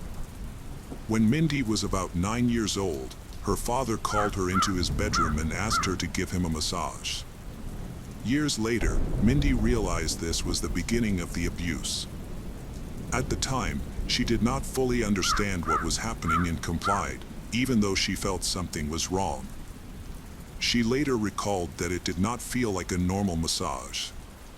Eventually, Mindy refused to go to her father's bedroom. From that point on, Andy's treatment of her became much harsher. Andy began to manipulate his children emotionally, insulting them and even resorting to physical violence. This caused Mindy's brothers to leave the house. Andy eventually remarried, which seemed to improve the strained family relationships, but nothing truly changed. He continued to exert tight control over Mindy, especially as she grew older. Like any teenager, Mindy wanted to spend time with her friends, but her father would not allow it. His behavior became increasingly controlling and manipulative. When Mindy got a job at a nearby McDonald's, Andy kept a close eye on her. He tracked the mileage on his car when she drove, frequently searched her room, and even recorded and listened to Mindy's phone conversations. When Andy was away from home, he turned off his phone to prevent his daughter from communicating with anyone without his supervision. She wanted to stay in touch with her friends and live like a normal teenager, but this angered her father. He would eavesdrop on Mindy's conversations and immediately disconnect her phone from the network if he heard something he disliked. He demanded complete obedience from her, but Mindy refused to comply. When Mindy turned 16, Andy's behavior became increasingly dangerous. He would grab and strangle her when she resisted his control. He would throw her around and beat her while trying to avoid leaving any evidence. The situation worsened when Andy discovered she was pregnant, although the identity of the father was unknown. Mindy was devastated, unable to imagine raising a child in such a hostile environment. Her father's abusive behavior had become unbearable, and she feared for her life and well-being. That same day, Mindy stormed into Andy's upstairs bedroom and grabbed a shotgun hanging on the wall. She then ran into the bathroom, intending to take her own life. Andy was not home at the time, but by the time Mindy changed her mind and decided to put the shotgun away to avoid her father's detection, it was too late. When Andy walked in and saw his daughter holding the gun, he immediately flew into a rage. Mindy later said she was terrified and thought she was in serious trouble. Andy turned away to close the door, saying he would deal with her right away. Moments later, a gunshot rang out. At approximately 4:16 p.m. on September 27th, Joni, Andy's second wife, called the police. When police arrived at the scene, they found Andy lying on the floor. Mindy claimed that she had acted in self-defense. According to Mindy, she had endured years of abuse, along with constant psychological pressure and total control from her abusive father, Andy, who would punish her for even the smallest mistakes. In an attempt to defend herself, she accidentally shot and killed her father. Lawyers accepted her testimony and planned to fight for her acquittal. However, a significant challenge was that Mindy rarely spoke about her struggles or the abuse she endured. Her father, Andy, had restricted her interactions with others, only allowing her to communicate with others when he was supervised. As a result, she had no opportunity to confide in her friends or anyone else about her situation. Additionally, there were no bruises or injuries on her body. This lack of evidence created serious obstacles to convincing the jury that this was indeed a case of self-defense. Shirley, Mindy's mother, supported her daughter's testimony. Mindy had repeatedly complained about her father's abusive behavior, but Shirley had dismissed each time as isolated incidents. Mindy would then reassure her mother that everything was fine, leading her to believe that her daughter was exaggerating. Now, Mindy claimed that her father had threatened her, and Shirley admitted that Andy had behaved similarly throughout their marriage. While at the police station, Shirley revealed that she had also suffered abusive behavior from her husband, which was the main reason for their divorce. However, she did not expect that Andy would use the same tactics on their daughter. The situation became even more complicated when Mindy faced information isolation. She was unable to socialize comfortably with others and could only occasionally spend a few minutes on the phone without Andy's supervision. Despite everything, Shirley supported her daughter. Andy's second wife, Joni, who had been married to him for 8 years, defended him. She described Andy as a loving husband and devoted father, raising 2 sons and doing his best for his ungrateful daughter, Mindy. She saw him as a decent man who was unfairly labeled a tyrant to justify the murder. According to Joni, Andy spent much of his free time with his children, often taking them to the nearby river to fish and boat. This account was supported by all of Andy's neighbors. Joni described her husband as a hard-working man who devoted his life to his family. Andy's relatives were steadfast in their support of him, insisting that he was never cruel or manipulative. From the beginning, they described Mindy as an insecure and disobedient child whose negative traits worsened as she grew older. They portrayed her as a pathological liar and a rebellious individual who frequently tried to run away from home and even stole her father's car several times. Andy also suspects that she may be using illegal substances. Concerned about her behavior, he believes that strict rules need to be put in place to deal with the situation. Andy's relatives claim that this was not an act of self-defense, but rather a brutal and calculated murder by Mindy. They allege that she killed her father, a man who did everything in his power to keep his daughter out of trouble. Joni reported that Andy had blocked Mindy's phone. This was because Mindy had been calling her friends frequently, often planning to run away. He later discovered that Mindy had been skipping work, which led him to periodically check her car's mileage to ensure she did not lose her job at McDonald's. Andy also began searching her room after suspecting that she was smoking. Based on these actions, Andy's behavior appeared consistent with that of a controlling yet concerned parent. In the months leading up to the murder, Joni kept a diary documenting many of Mindy's disturbing behaviors. Mindy was described as a rule breaker. Joni's diary recorded every attempt Mindy made to run away, which had happened 3 times in the past 2 months. The diary also described how Mindy spent days lying in bed, drinking, and being dishonest. Because of this behavior, her loved ones found it impossible to trust her. According to Joni, Mindy's behavior was so out of control that Joni feared for her own safety. She overheard Mindy say things to her father that made her feel extremely insecure. This behavior continued for years. According to Joni, Andy only lost his temper once. On that occasion, he grabbed Mindy by the neck and pushed her against a wall. However, it was clear that he had no intention of harming her. Joni categorically denied that there was any abuse toward Mindy. She also stated that she never heard Andy insult his daughter, call her worthless, emotionally pressure her, or humiliate her, as Mindy had described. Joni was home when Andy died. She noticed that Mindy was acting strangely throughout the day but did not think much of it. Everything changed when Joni heard a loud bang. She immediately ran downstairs and saw Mindy pointing a gun at her. Joni quickly retrieved the gun, and no one was hurt. At first, she thought Mindy was just trying to get attention. However, when she went into the kitchen, Joni saw Andy lying on the floor near the entrance through the open door. She called out to him, but he did not respond. When she got closer, she realized he was dead. Mindy killed her father, whom she had hated for years, seemingly without any particular reason.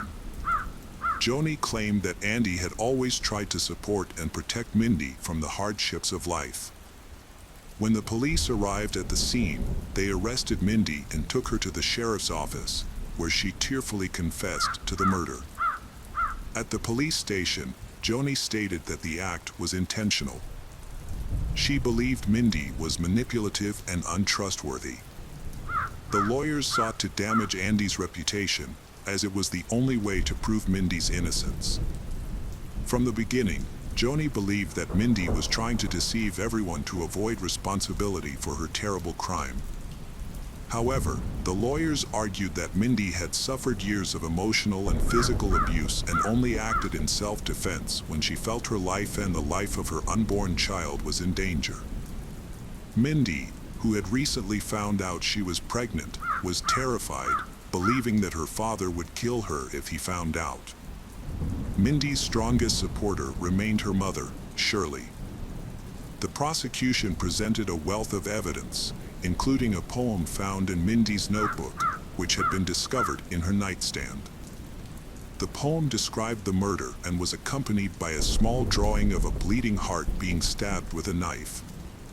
According to the prosecution, this suggested that Mindy had carefully planned the crime. The prosecution argued that when Mindy took the weapon from her father's room, she did not intend to kill herself.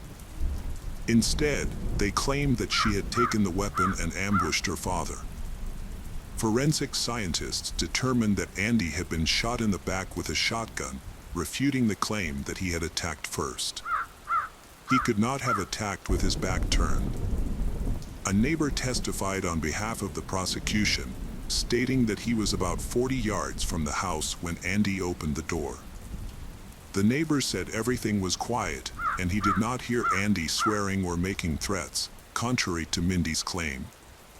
According to the neighbor, Andy simply walked into the house, and 10 seconds later, gunshots rang out. The defense attorneys argued that Mindy had been overwhelmed and scared for her life, and that she had acted in self-defense as she prepared to become a mother at a young age. The defense presented a key witness, Mindy's mother, Shirley, who described Andy as a cruel and abusive manipulator who had mistreated her and her older sons. Shirley explained that Andy would force the family to sit at the kitchen table for hours, humiliating and insulting them while clearly enjoying their discomfort. She noted that throughout their marriage, Mindy had been spared from these attacks only because she was so young at the time. However, after Shirley left, Andy's anger turned toward his daughter. Things changed when Mindy turned 15 and called Shirley for the first time, saying she could no longer tolerate Andy's bullying behavior. During this time, Mindy's mental state became extremely concerning. She was admitted to a clinic where she was diagnosed with depression and had attempted suicide. She stayed there for 9 days, was given medication, and was discharged after her condition was deemed stable. However, her father's pressure and abuse continued. According to Mindy, this caused her to develop paranoia.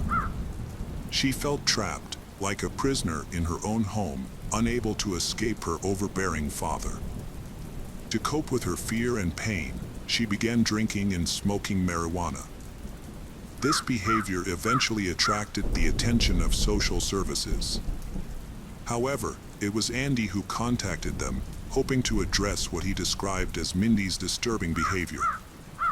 Andy was surprised when Laura Alvarado, a child abuse investigator, sided with Mindy after speaking with her.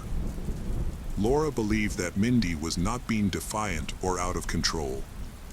Instead, it appeared that the teenager was feeling anxious and threatened at home.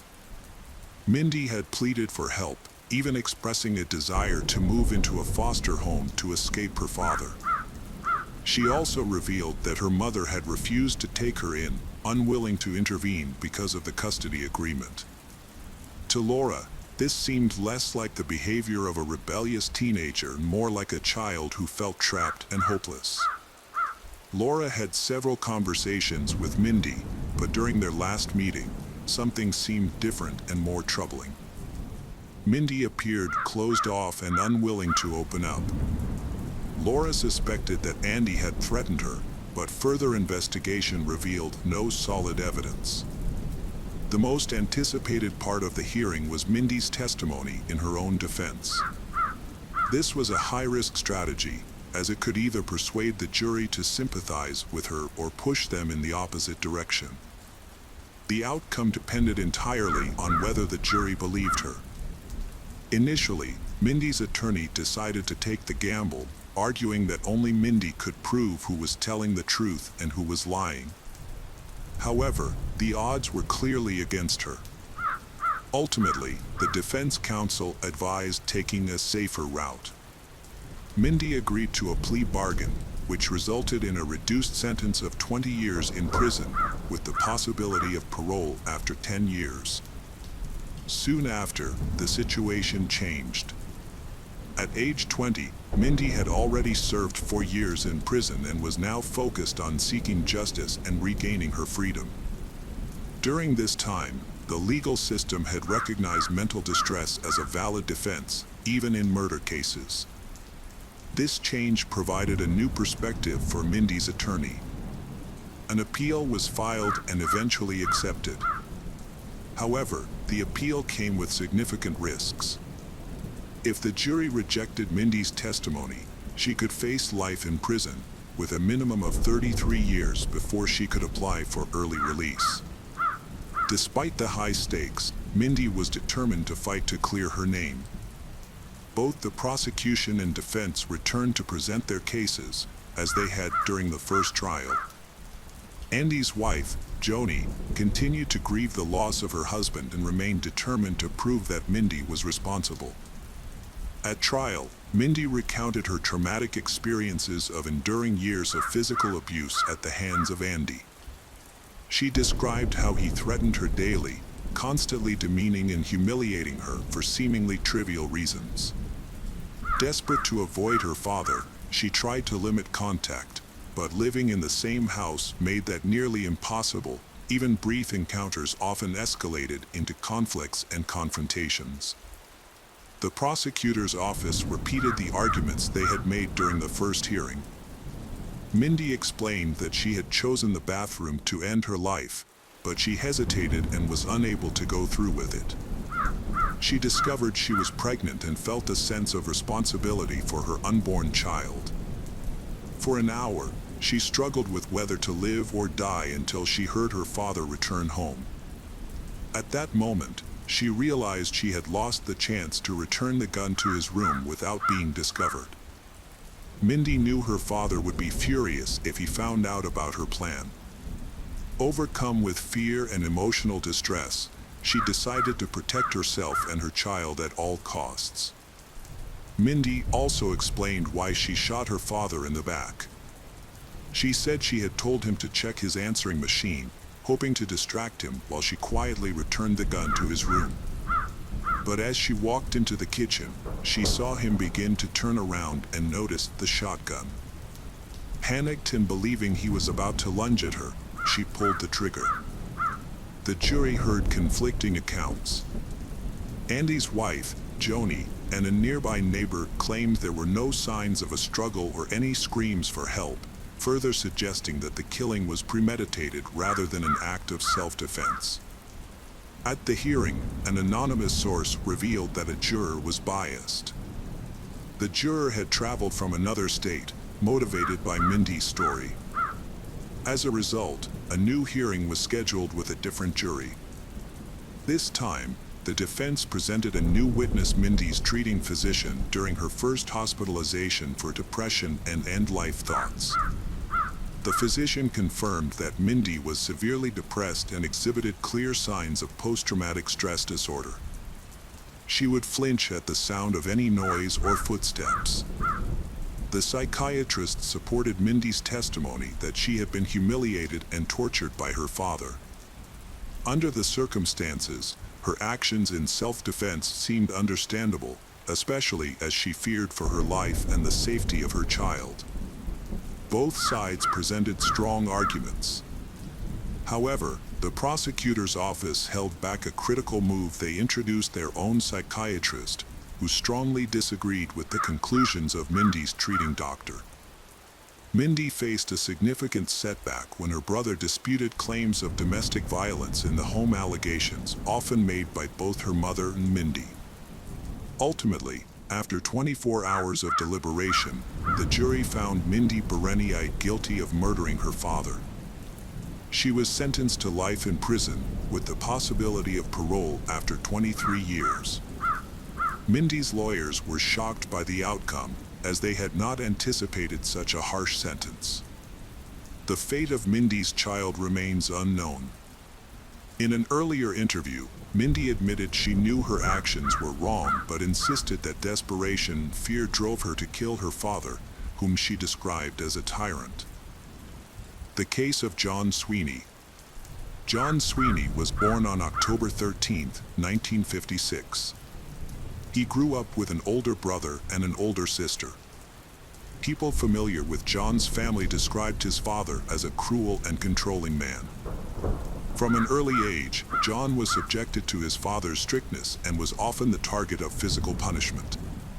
Psychologists later identified these harsh experiences as a major factor contributing to John's challenges as an adult. Despite their difficult living environment, John's family was close-knit and working class. His father instilled values of assertiveness and resilience in his sons. However, his methods were harsh, and he may have passed on his authoritarian attitude toward women to John, teaching him that women should always be submissive. Despite these hardships, John developed a strong passion for painting from an early age. At 15, he dreamed of attending art school, but his family did not support his aspirations. Instead, he studied carpentry and specialized in woodworking.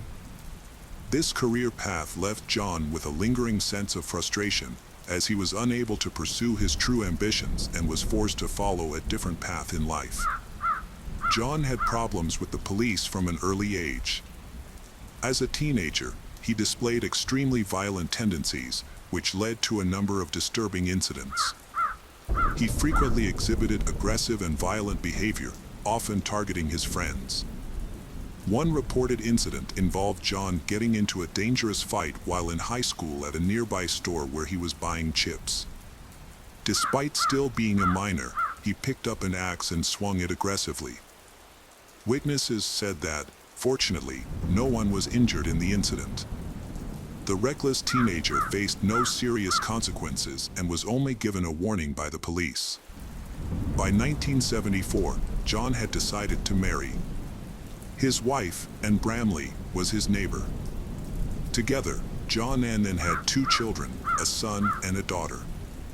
Despite Anne's hopes that marriage and family life would calm him down, John remained ruthless, and nothing seemed to change his erratic nature. John's violent outbursts were especially severe when he was drunk, and revealed that he often harmed her pets to intimidate her and escalated conflicts by throwing bricks through windows, causing significant property damage. He repeatedly accused her of infidelity, even though she was faithful and gave him no reason to suspect her. Ironically, John himself had no qualms about pursuing romantic relationships with other women. According to family acquaintances, John treated his girlfriends as if they were his property. His first wife, Anne, experienced this firsthand. She described John Sweeney as sweet and charming until his mood changed. When this happened, he would focus on small issues, becoming aggressive and cruel. In these moments, he would easily explode and seem to invent reasons to justify his anger when none existed.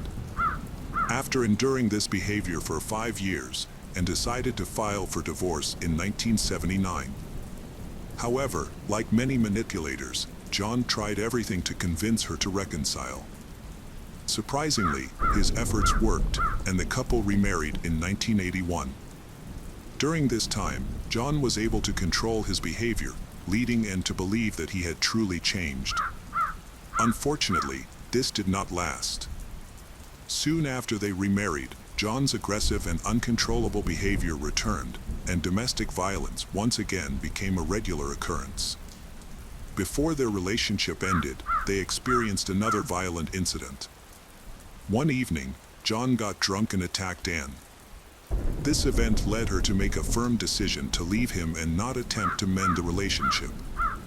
However, true to the behavior of a manipulator, John did not let go easily. Viewing his wife as his possession, John began stalking her. After Anne moved into a new house, an incident occurred while she was visiting a neighbor in the apartment next door. Through the wall, Anne heard suspicious noises coming from her apartment. She suspected it could either be John with malicious intentions or a burglar breaking in. Both possibilities seemed dangerous. Not wanting to take any chances, Anne called the police. When they arrived, the officers escorted her back to her apartment and searched the premises for any threats. Suddenly, John emerged from the closet, holding clothes in one hand and an axe and a knife in the other. He appeared startled to see the police and claimed he had planned to surprise his ex-wife. However, Anne believed he had brought the weapons with the intent to harm her, possibly even to kill her, as she had finally escaped his control. Unsurprisingly, the police did not believe John's story about the surprise and arrested him. However, he was later released without charges because he had not harmed anyone and was technically in his own apartment. The police only secured a verbal promise from him to stay away from Anne. After the divorce was finalized, Anne left with her children, moved away, and went into hiding to escape her dangerous ex-husband. Eventually, John gave up pursuing her. He decided it was time to change his life, leaving the city and embarking on a tour around Europe in hopes of forgetting his troubled past. He began searching for work abroad, believing he could find better opportunities and earn more money. Finding temporary jobs abroad was not difficult for John, but he never stayed in one place for long. He traveled to Germany and France before eventually settling in the Netherlands. Further investigations did not uncover any evidence of assaults on women during these trips. While abroad, John returned to his old habits, searching for a woman he could marry. However, his efforts were unsuccessful, and he was eventually forced to return to his homeland. Interestingly, upon his return, John rediscovered his passion for painting.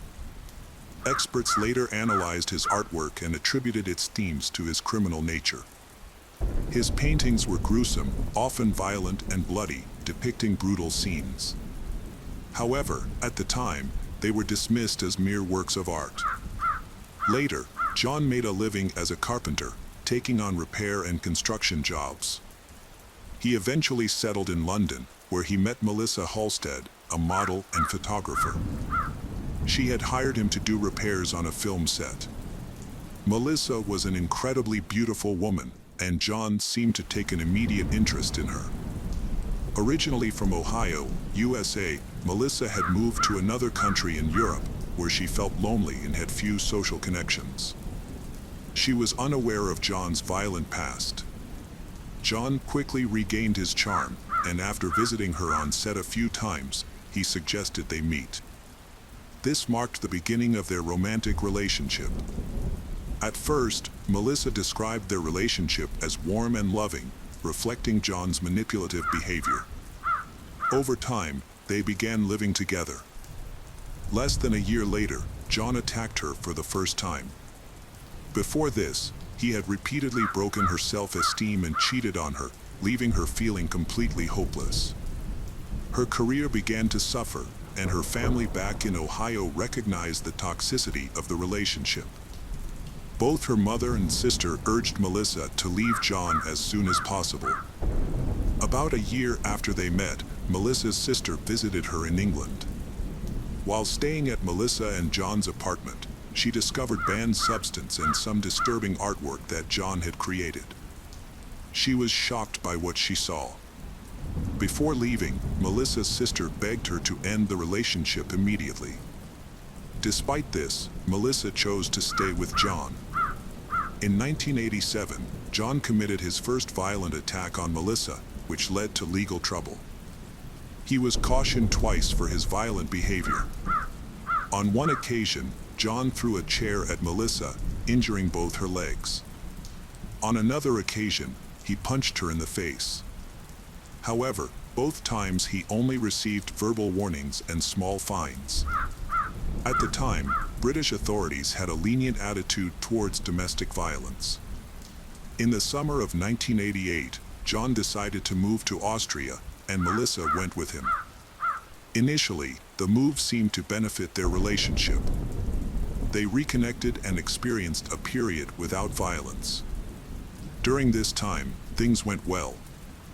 They both made good money, and Melissa's modeling career began to take off again. She traveled frequently for work, and they could now afford to rent an apartment in central Vienna.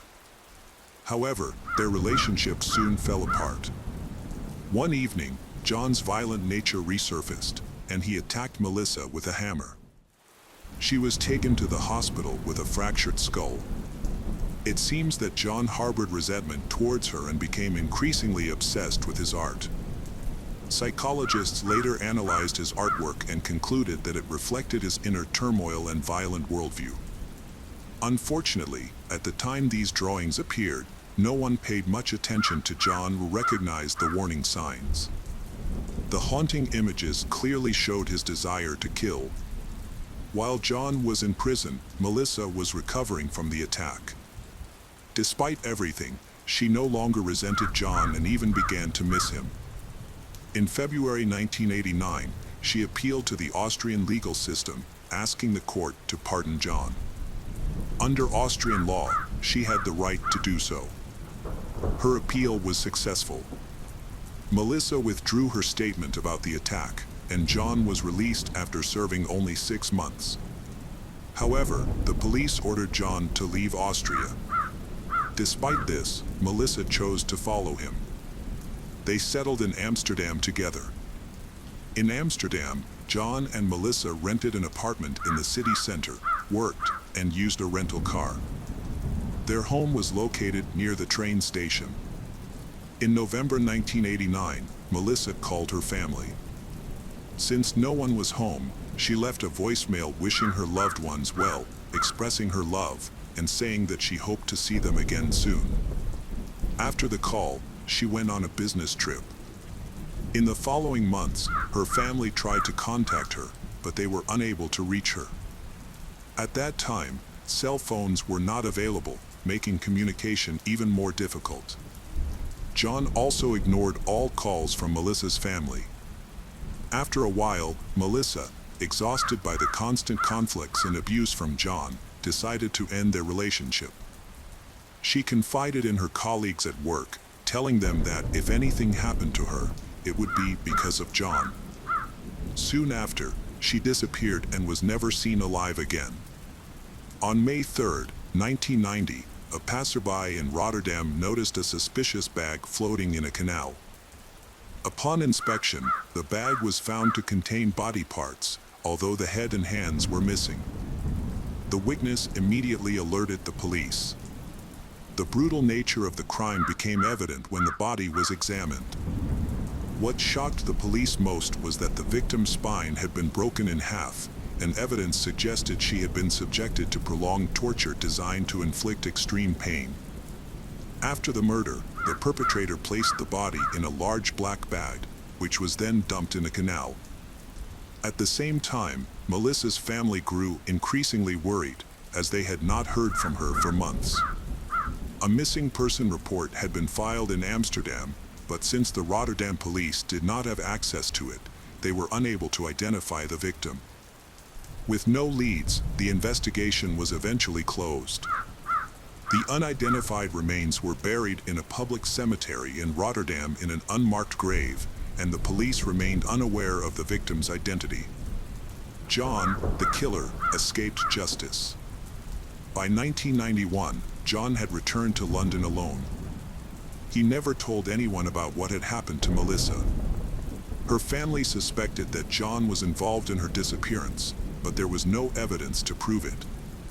As a result, John continued his life without facing any consequences. At a local pub, John met Delia Balmer, a 40-year-old nurse. Their meeting was initially accidental, but John quickly used his charm to make her fall in love with him.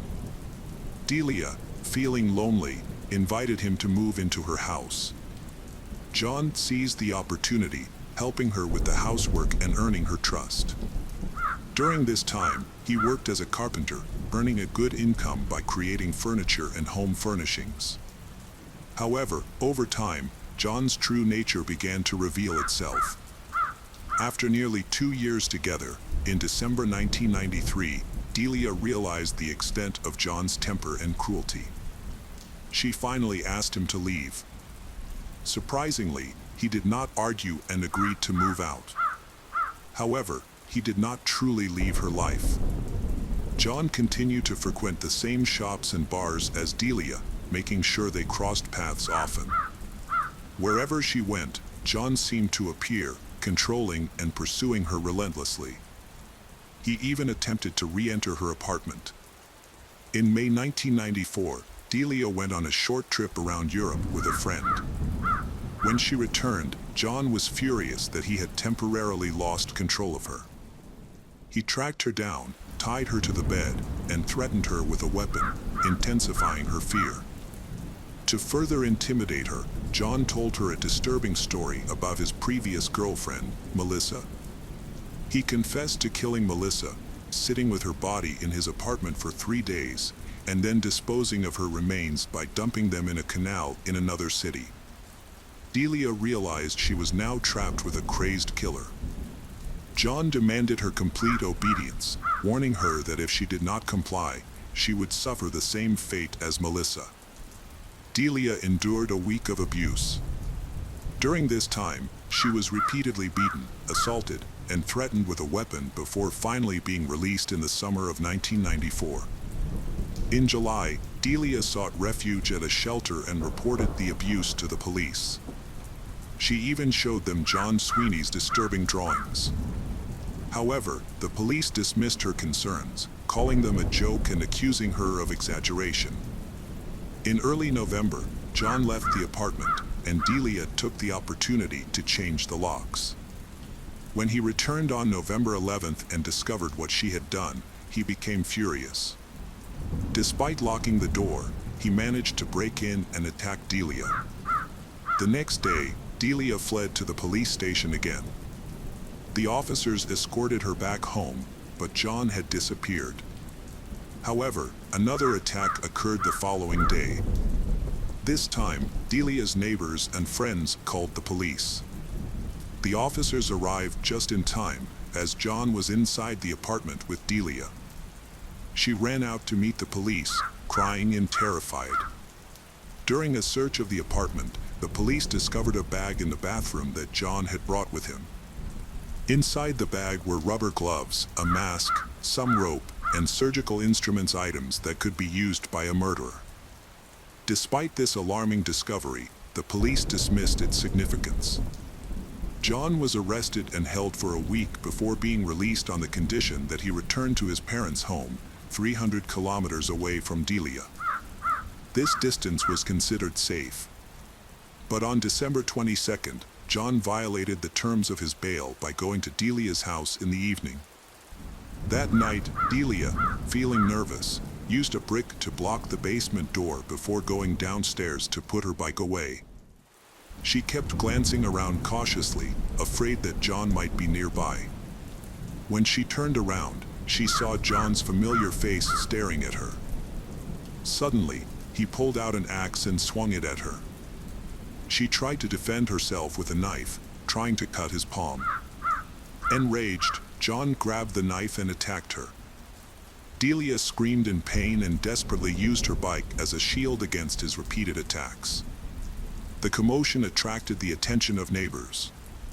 A man rushed to help, wielding a baseball bat and confronting John to protect Delia.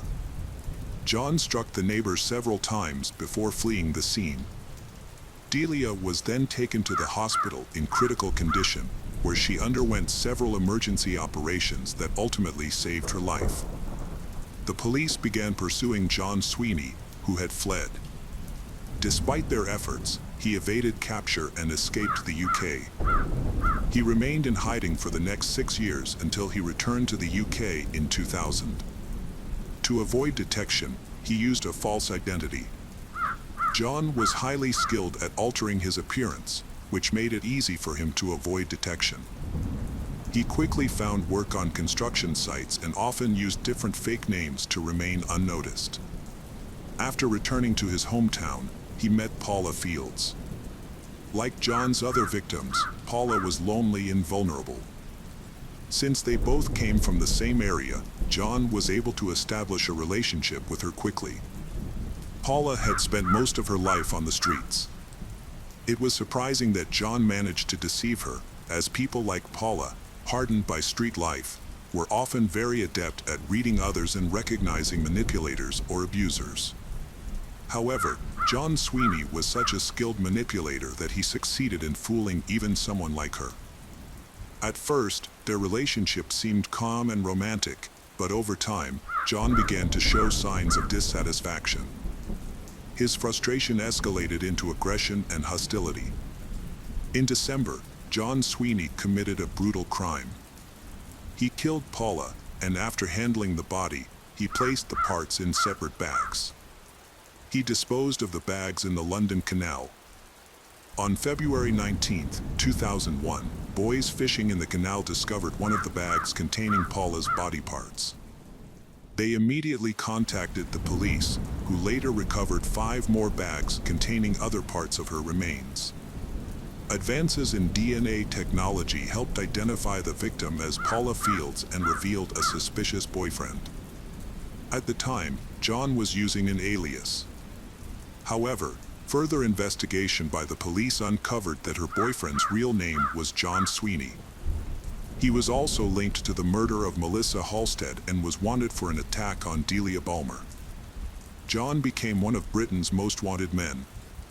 The police eventually tracked John down at a construction site in central London, where he was working. A specialist armed team was deployed to arrest him, as he was known to carry weapons. When apprehended, John did not resist, likely overwhelmed by the presence of heavily armed officers. A subsequent search of his flat uncovered over 300 gruesome works of art and poetry. Some of these artworks contained references to Paula and other victims. John Sweeney was later convicted of the attempted murder of Delia Balmer. On March 5, 2002, he was sentenced to life in prison, with the possibility of parole after only 9 years. With good behavior, he could have been released even earlier. Delia was deeply unhappy with this outcome. As the police continued to investigate Paula Fields' death, they faced numerous challenges. It took another 6 years. In 2008, they were finally able to match DNA from an unidentified victim found in a Rotterdam canal to Melissa Halstead. This discovery linked John Sweeney to another murder. Delia's testimony, which included his confession, along with the presence of his DNA on Melissa's remains, played a key role in connecting him to this brutal crime. Melissa's murder had taken place more than 20 years earlier. Her family finally learned the truth and sought justice. Despite the evidentiary challenges, the police decided to use John's artwork as admissible evidence. Several of his drawings referenced Melissa's death long before her body was identified. One drawing even depicted a headstone bearing her name, details that only the killer could have known. Nearly 21 years after Melissa's death and 6 years after Paula's murder, the trial for these cases was held on April 4, 2011. John Sweeney was convicted of murder and sentenced to 2 life sentences without the possibility of parole. This ensures that John will spend the rest of his life in prison. The case of Maria Alejandra Lafuente Caso. The main character of this story is Maria Alejandra Lafuente Caso, an attractive and athletic Mexican woman. She maintained her fitness and took pride in her appearance. Maria Alejandra spent a lot of time at the gym and enjoyed sunny days at the beach. She preferred a tan, disapproved of light-colored hair. She also had a negative view of deep-set eyes, believing her own looks represented the ideal of beauty. Her father's was a psychologist and a well-known psychiatrist. She greatly admired him, which inspired her interest in the sciences. Maria opened a private psychology practice in Mexico City. Her clients were primarily young people dealing with issues such as depression, anxiety, behavioral problems, and relationship challenges. Maria Alejandra's marriage ended in divorce, and she has 2 children with her ex-husband. Despite this, she focused all her efforts on finding a new love. In 2011, Maria committed a shocking crime against her ex-husband. A source revealed that the man went to visit their children at Maria's house. She welcomed him, suggested they sit in a living room, explaining that their daughter had a surprise for him and would join them shortly. He sat down on a sofa. Maria blindfolded him to prevent him from seeing the surprise before it was revealed. As minutes passed without their daughter appearing, an uneasy silence hung in the air, causing he to sense that something was amiss. At that moment, he was struck hard on the head with a fireplace poker. He removed his blindfold and asked Maria to calm down, but she continued to attack him. He tried to escape, but the door was locked. Once Maria felt she had control over him, she took a knife, stabbed him in the stomach and back. Trapped, he attempted to wrestle the knife away, but she bit his hand. She then tried to inject him with a syringe, but he fought back, managed to break free and escape. Their daughter, who had witnessed her parents' violent quarrels several times before, saw the incident unfold before her eyes. Despite experiencing multiple incidents of violence, they had never reported anything to the authorities before. However, this time, the ex-husband took action, believing that Maria had gone too far, and he reported the incident to the police. Maria was charged with attempted murder and taken to jail, where a judge ordered her detention. Later, the charge was changed to aggravated assault. On June 2012, Maria was sentenced to 1 year and 4 months in prison. Her skilled lawyers worked hard to secure various benefits for her. They successfully replaced her prison sentence with probation and a fine for damages. Maria Alejandra has paid her ex-husband $1,836, but her lawyers are still not satisfied. They argued that she had acted in self-defense since her ex-husband had hit her. An appeal was filed against the verdict, and the judges of the criminal chamber had to review their decision. Ultimately, they cleared Maria Alejandra of any criminal responsibility. After her release, she continued her psychological consultations as if nothing had happened. She crafted an image of a victim of domestic violence who fought back and ultimately prevailed, which made her more appealing to potential clients. Soon, Maria met Alan Carrera Cuellar, a Mexican businessman. Alan, a tall man aged 41. He was the manager in charge of the tile production business. This role provided Alan with a good income and plenty of free time. Alan was married and had a daughter. However, in 2011, their relationship deteriorated, leading to their separation. Alan's daughter struggled with the new life and fell into a deep depression. Maria Alejandra's father, a well-known psychologist, encouraged Alan's daughter to seek therapy. He recommended his daughter, Maria Alejandra, to the girl. After 3 therapy sessions, Maria expressed a desire to meet Alan, claiming that it would enhance the therapy. However, her true intention was to pursue a romantic relationship with him. It didn't take long for her to begin a romantic relationship with Alan.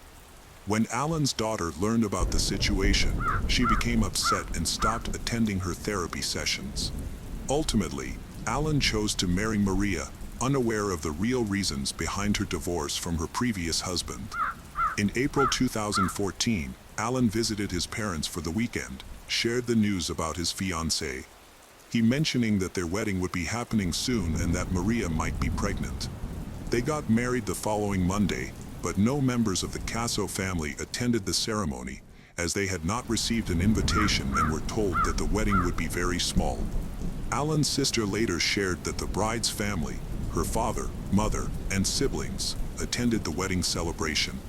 The new bride appeared to be perfect, but her true nature became evident only after the wedding. The relationship between Alan and Maria began to change significantly. Alan was a reserved person, leaving many details about their family life unknown. Alan's family noticed that Maria grew increasingly anxious and prone to fits of anger, prompting them to keep their distance and limit communication with her. One day, Maria decided to check Alan's phone and found disturbing messages that indicated he had a mistress. According to her arguments, this became the last straw because she was tired of the cruel treatment and had no desire to reconcile with Alan's changes. Believing there was no way to save their failing marriage, she chose not to seek therapy or consider divorce. Instead, she fixated on one solution: eliminating her husband. With a cold and calculated mindset, she carefully planned her next move. Meanwhile, Alan lived a normal life, unaware of the serious family conflict. He stuck to his routine, working and spending time with his loved ones. Even though his family disapproved of Maria Alejandra, they maintained regular contact with him through WhatsApp. They felt his marriage was rushed, but they respected his choice and supported him. Suddenly, their communication ceased. October 31st, 2014, was the last day he sent messages to his family. He stopped going to work, didn't visit his parents, and didn't see his daughter from his first marriage. He also ignored phone calls and stopped leaving voice messages. However, he continued to send text messages, although they were somewhat strange. Maria Alejandra executed her plan thoughtfully and coldly. She waited for her husband to come home from work and then gave him a drink laced with a psychoactive substance often used to treat depression and other conditions. This substance had a sedative effect. If taking it in large quantities could cause numbness and impaired movement, which was exactly what happened. Maria Alejandra ensured her husband felt no pain before she stabbed him in the abdomen and watched him die. Her immediate priority was to dispose of his body quickly. She laid him on the bedroom floor and used an electric saw to cut his large body into manageable pieces, which she placed in plastic garbage bags. She put the torso in one bag and the arms and legs in another, then packed these bags into a red suitcase for easier transport. The more identifiable body parts, like the head, hands, and feet, were placed in a different bag, hidden in the kitchen freezer.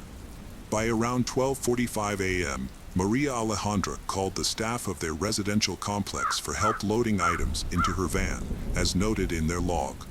Security personnel observed her looking around nervously and appearing distressed. Her behavior raised suspicion, and rumors circulated that she had discarded bags containing body parts in 2 different parts of the city.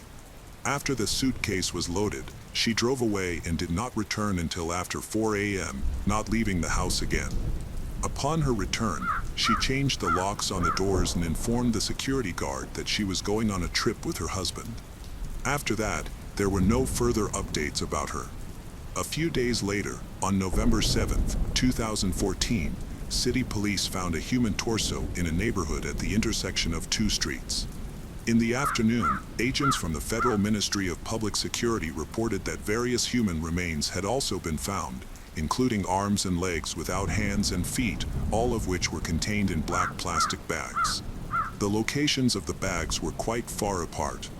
The remains were sent to a forensic laboratory, where anthropologists confirmed they belonged to one person, but they lacked the means to identify the individual at that time. To mislead Alan's relatives and prevent them from contacting the police, Maria Alejandra used her husband's phone to respond to incoming messages. This tactic allowed her to temporarily prevent anyone from suspecting Alan's tragic fate. She needed time to come up with a plan to evade responsibility, similar to how she had acted after attacking her first husband. Alan's siblings and daughter received WhatsApp messages that seemed to express his regret about the marriage. He claimed he was struggling with problems but had recently met a wonderful woman and was now dating her. In other messages, which contradicted each other, he mentioned that he enjoyed being alone, while in others, he talked about traveling.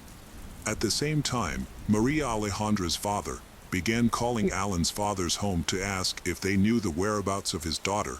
He had been searching for several days without receiving any news from her.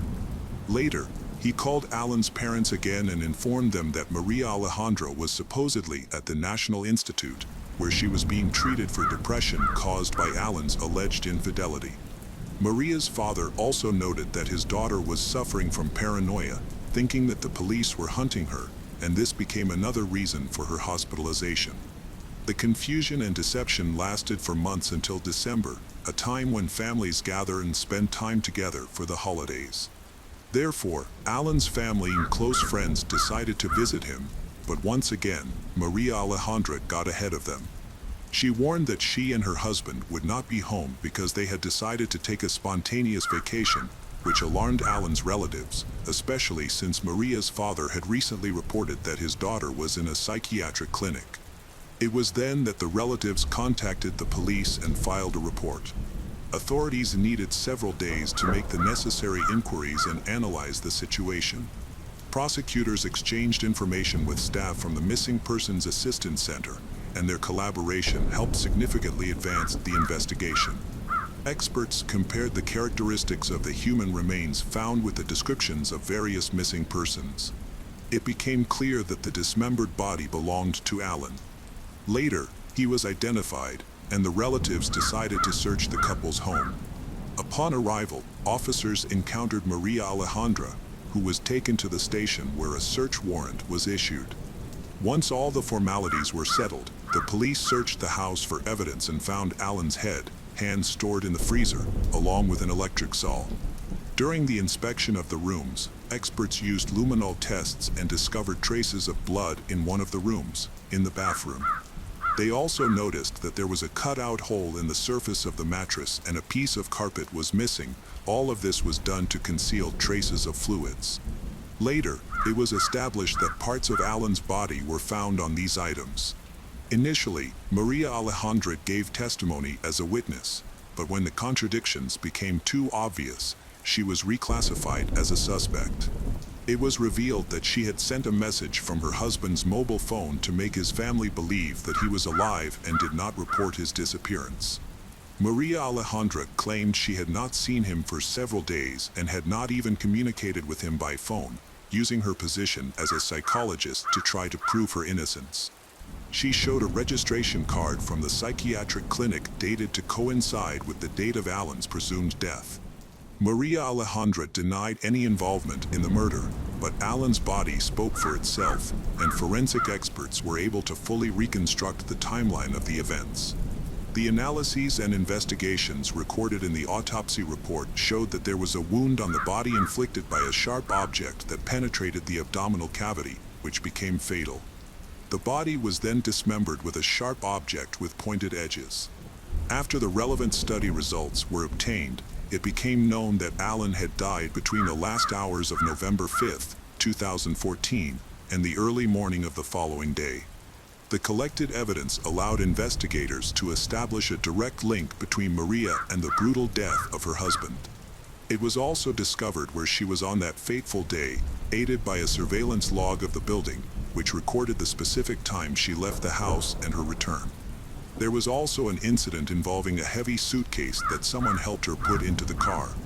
From statements made by Allen's daughter and his sister, it was revealed that Maria had threatened Allen's daughter, saying that she would took her own life if Allen's daughter opposed Maria's relationship with Allen. Although Maria tried to pretend she was undergoing treatment in a psychiatric clinic to avoid responsibility, the specialists found no evidence of her mental illness. Cornered by irrefutable evidence, Maria Alejandra had no choice but to confess to attacking her husband, but she immediately justified herself by saying she was tired of the violence from his side. On December 2014, the judge issued a detention order on charges of murder with aggravating circumstances. After her arrest, Maria Alejandra was taken to the Women's Social Rehabilitation Center in Mexico City. Later, new information emerged that allegedly indicated Maria Alejandra's involvement in other violent acts resulting in death. Her ex-husband managed to escape from her, and there is also an unidentified victim who may have been killed by her in 2012. These incidents have led to suspicions that her father aided in these crimes, helping to cover them up and divert public attention. In Allen's case, it is believed that Maria's father was not only involved in concealing the acts but also in planning the attack. The motive behind these events is believed to be purely economic. However, justice could not fully substantiate this claim. After 8 years, on September 2022, the Attorney General's Office of the Capital announced the final verdict for involuntary manslaughter. Maria Alejandra Lafuente Caso was sentenced to 46 years and 6 months in prison for the murder of her husband, Allen Carrera Cuellar.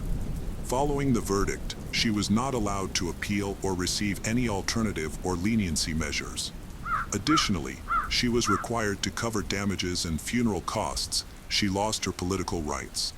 Maria Alejandra used her father's influence and protection to commit crimes against the men in her life without remorse.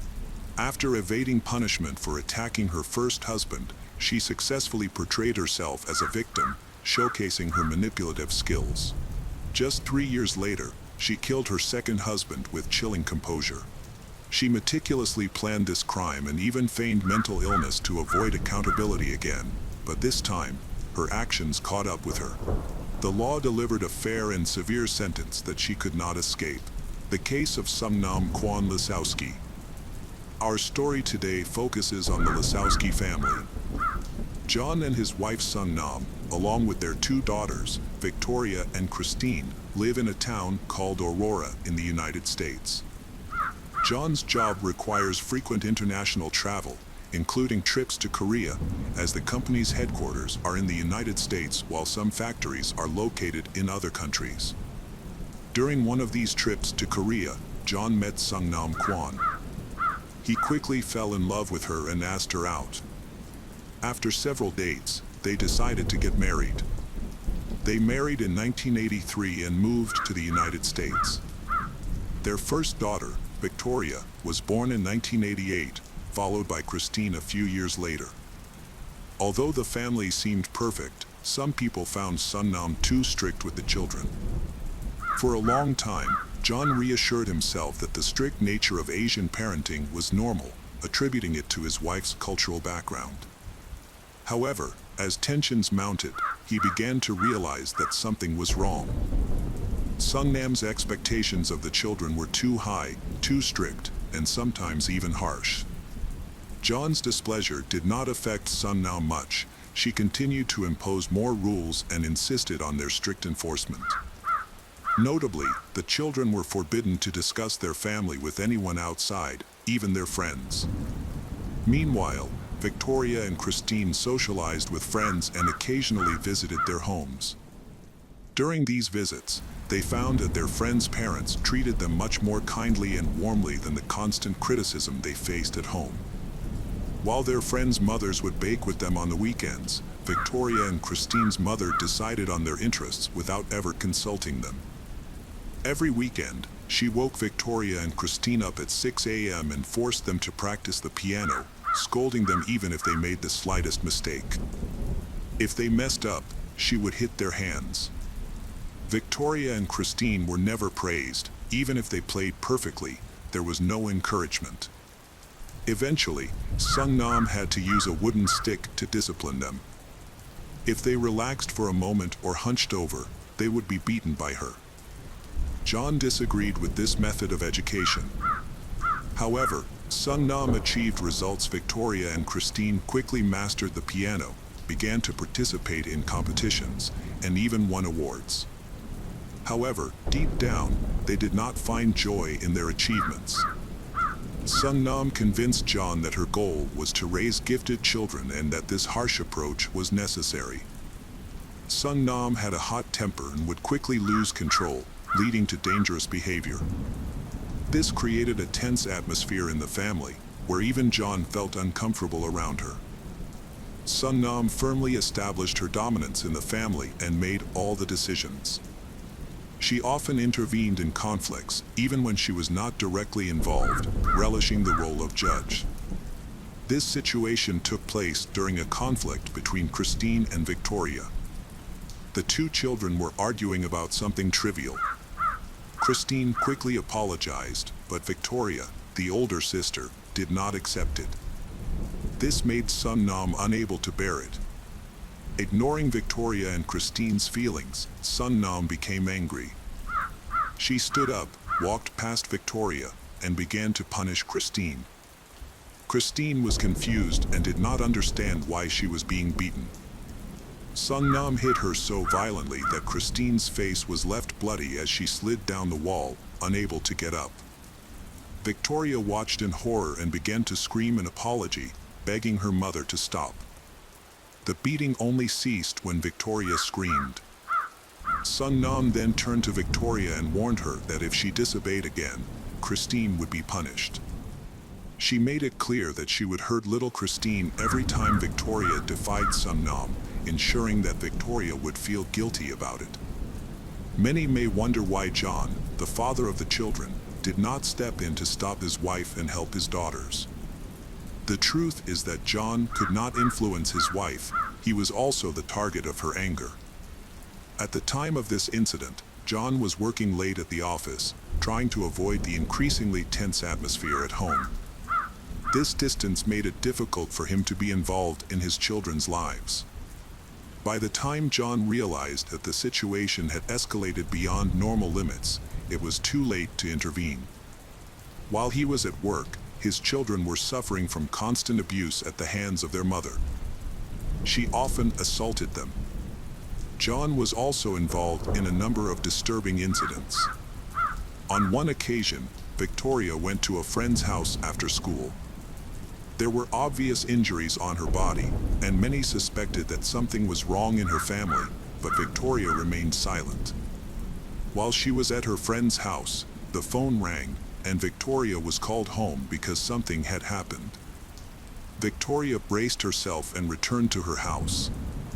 As she approached, she saw her father standing at the door, talking to the police. He had a large, fresh bruise and a cut on his cheek that looked quite frightening. Victoria overheard her father's conversation with the police. He was making excuses, insisting that he had just fallen and that there was nothing to worry about. However, Victoria understood the truth of the situation. It was clear that after the initial violence, her father had tried to confront his wife to protect the children. Unfortunately, he was severely beaten, and Sung-nam even threatened him with a knife. Since then, she had completely dominated the family. John was too afraid to speak up because he feared for his own safety. Sung-nam's violent outbursts were terrifying. All the family members tried to keep their distance from her. John spent more time at work, trying to stay away from home as much as possible. He built a successful career, becoming the director of a telecommunications equipment company, and often traveled for work. Victoria and Christine followed suit, spending more time at school or with friends to avoid being at home. This situation continued until Victoria and Christine entered high school. During this time, the distance between John and Sung-nam grew. He began working longer hours, taking extra shifts, and often left the house before everyone else woke up. He would wake up early and come home later than everyone else. Unfortunately, Victoria and Christine could not escape this situation. They were still stuck in a stressful environment with their demanding mother. During this time, the cruelty towards Victoria and Christine escalated significantly. One day, an argument broke out between the two sisters. Their mother, Sung-nam, intervened by locking her daughters in a stuffy, dark garage. She forced them to sit with their hands raised for hours. When she finally opened the door, she found Victoria and Christine exhausted from the heat, but Sung-nam chose not to let them out. Instead, she refused to give them water and simply closed the door again. It was later revealed that she had gone to the store, leaving her children in that miserable situation. Victoria and Christine sat for hours in the sweltering heat, feeling miserable but too afraid to go outside, knowing that it would only make their mother angrier. One day, while driving down the street, she lost control of the car, causing Victoria and Christine to bang on the door from the inside. They were confused by their mother's actions. Passers-by noticed her driving erratically, and when they approached, she claimed that the children were late for the bus, justifying her reckless speed. Witnesses described her as unstable, with wild eyes. In addition, Sung-nam flaunted her wealth to make those around her jealous, even though she did not work. All her spending was done with John's money and credit. Sung-nam lost control of her finances to the point that John's steady salary was no longer sufficient. The situation became serious when they faced eviction due to unpaid utility bills and mortgage payments. Despite this threat, Sung-nam had no intention of stopping her spending habits. She continued to buy expensive items and frequented the city's posh clubs. John was unaware of the accumulated debts until it was too late. Sung-nam adopted a reckless lifestyle, spending her evenings at clubs while neglecting her children. When the threat of eviction became a reality, John could no longer bear the situation and made accusations against his wife. This caused her to react violently, leading to heated arguments that eventually escalated into physical violence. She hit John several times, forcing him to retreat to avoid hurting her. Despite his efforts to calm her down, she continued to attack him. In response, he grabbed her arm to restrain her until she calmed down, leaving marks on her wrist. Seeing the situation, Sung-nam decided to call the police. She claimed that her husband was abusing her. She misrepresented the facts, insisting that John had attacked her and that she had to endure constant verbal abuse and violence from him. Sung-nam continued to portray John as abusive and threatening. Finally, Victoria could no longer remain silent and informed the police that her mother had lied. She gave a truthful account of what had happened, as she had witnessed the entire conflict. Victoria explained that her mother had thrown the first punch, and even when John tried to calm her down, Sung-nam continued to act aggressively and threateningly. Faced with these conflicting stories, the police could only leave, suggesting that the family resolve the matter themselves. After the incident, nothing changed. Sung-nam continued to spend the money her husband earned. When John found out about this, he was furious and decided to confront her over the phone. Before the call, he had blocked her access to their accounts. During the conversation, Sung-nam lied and argued. He did not realize the potential consequences of his actions. When Sung-nam discovered that John had blocked her access to all of their accounts, she stormed into his office with a knife, threatened him, and cornered him. Faced with the threat of violence and with his children witnessing the chaos, John felt compelled to unlock the card. After this incident, John threw himself into work, taking more business trips to avoid his wife. To manage the expenses for the children and household bills, he was often away from home. In the fall of 2002, John went on a short business trip to China. During this trip, he met another woman and fell in love with her. John began looking for every opportunity to return to China to be with her and intended to divorce Sung Nam. On September 5, 2002, he emailed Sung Nam to inform her that he wanted a divorce. Although he had been struggling to fulfill his responsibilities as a father, he now wanted to take their children to China to be with his new girlfriend. He had a clear advantage over Sung Nam in that he had a stable income, while she did not. As a result, the ideal life she had tried to portray began to crumble. Sung Nam called John to discuss their personal problems. She was furious after receiving his message, and the news of his decision to divorce shocked her. He confirmed that he intended to initiate divorce proceedings as soon as he returned from his business trip. Sung Nam angrily threw the phone at Victoria, saying that their father wanted to take her and her sister to China. Victoria remained calm, picked up the phone, and told her father that this was a great plan, as living with their mother was unbearable. She expressed her eagerness to leave home and waited for her father to return. Sung Nam was acutely aware of the difficult situation around her. During the Christmas holiday of 2002, John returned from a business trip.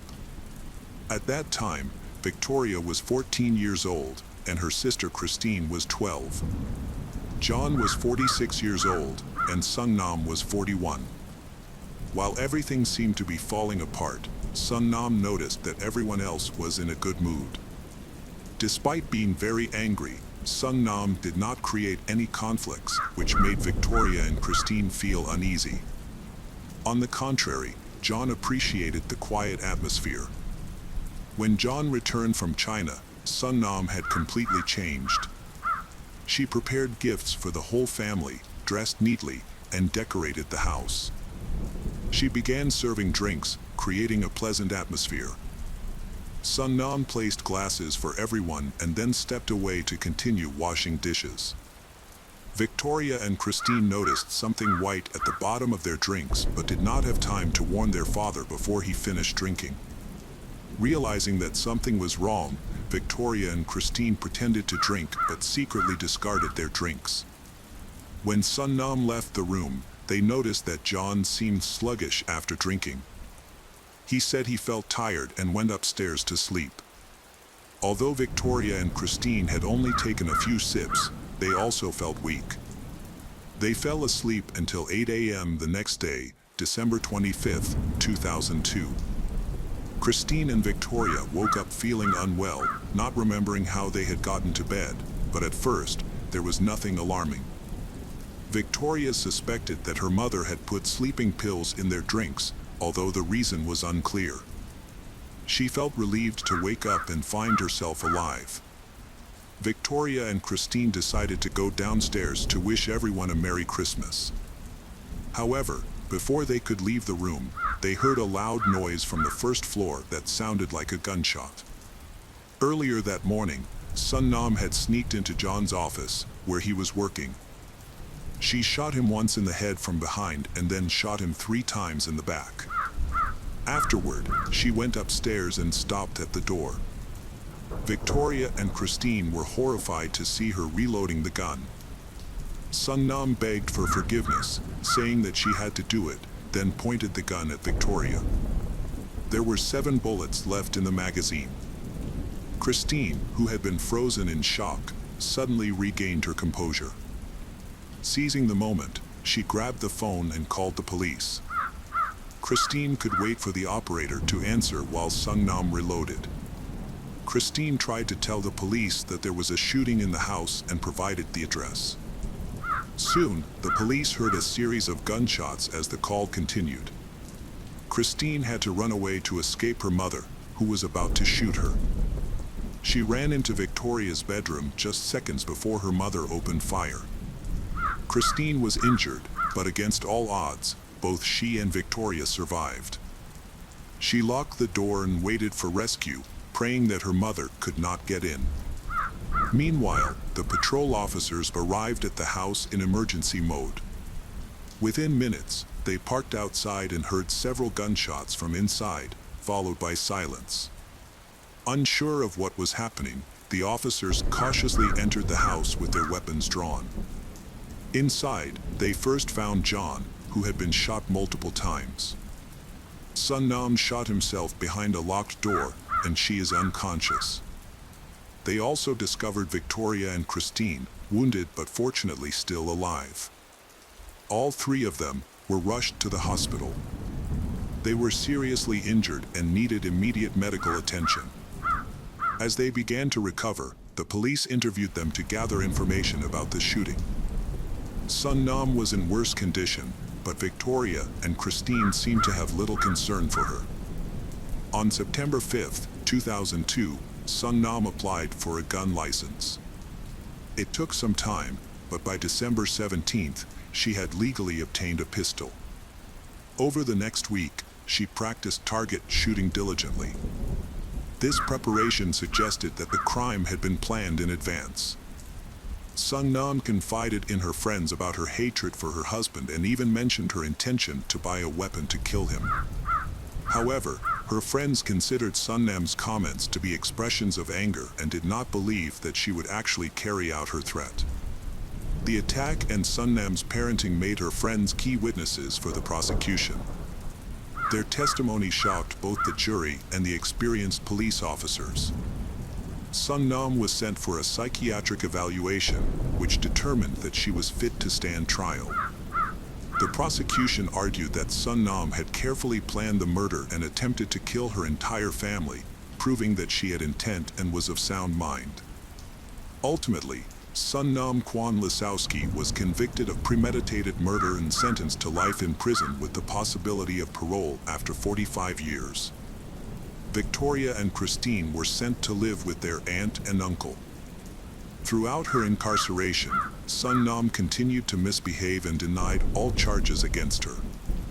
In 2008, Sun Nam confessed to her actions, saying that she could not accept the idea of divorce and was desperate to keep her husband, who had chosen to be with another woman.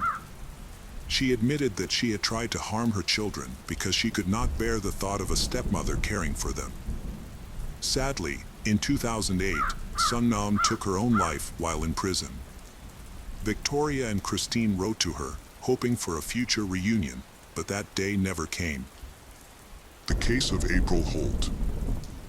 By the summer of 2023, April Holt, a mother of two and a positive thinking coach, had gained over 200,000 followers on TikTok. She building her online reputation on optimism and stories of overcoming adversity. She often encouraged her followers with the mantra, keep growing, keep manifesting, and you will succeed. Tragically, at the end of July, April was discovered unconscious in her bathroom and passed away a few days later. While the police classified it as either an accident or self-harm, April's mother, Jamie, held a different belief and began advocating for justice. In early July 2023, April celebrated her 29th birthday, reflecting on her accomplishments at such a young age. As an independent eyelash extension technician, she had left her previous job to start her own business and work for herself. On her birthday, she expressed gratitude, stating, "Happy 29th birthday to me. I am so grateful for the opportunity to live another year, for 10,585 days of life." Among her many achievements, April cherished her family the most, especially her children. She was a devoted and loving mother, sharing snippets of their family life on TikTok. Her videos emphasized positivity, spiritual growth. She inspired her followers by saying, "Sending good energy to everyone who sees this. I wish you a productive day. Be goal-oriented and grow." Occasionally, her videos were simply light-hearted and entertaining. Over the years, April shared personal experiences, including her time as a homeschooled child, which left her with painful memories of social isolation that she eventually overcame. She and her husband, Donovan Holt, who was 33 years old, openly discussed the highs and lows of their marriage. They started as friends, then became best friends, lovers, and ultimately husband and wife, welcoming their daughter and son. Their relationship faced several challenges, such as a period of separation, financial struggles, depression, and serious health issues. Despite these obstacles, April always focused on the positives, portraying their journey as one of resilience and triumph through love. On the morning of July 28th, April called her mother to confirm plans for a trip to see a movie, but the plans changed, and she suggested they meet at church the following day. Later that day, however, her mother received a call from Donovan, who reported that his son had found April unconscious in the bathroom. She had a plastic bag tightly wrapped around her head. April's mother, Jamie, noticed that Donovan was behaving oddly. He seemed to lack the deep sorrow and confusion expected from someone who had just lost a spouse. He allowed April's mother to make all decisions regarding her treatment while doctors worked to save her life. Meanwhile, Donovan sat with his head in his hands, rocking back and forth. After 3 days of fighting for her life, April did not regain consciousness and was declared dead by doctors on July 31st. An autopsy report released in November identified suffocation as the cause of death.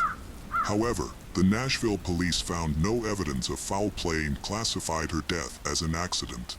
They informed Jamie that the case was closed, but Jamie refused to accept this conclusion. She vowed to continue investigating to uncover the truth.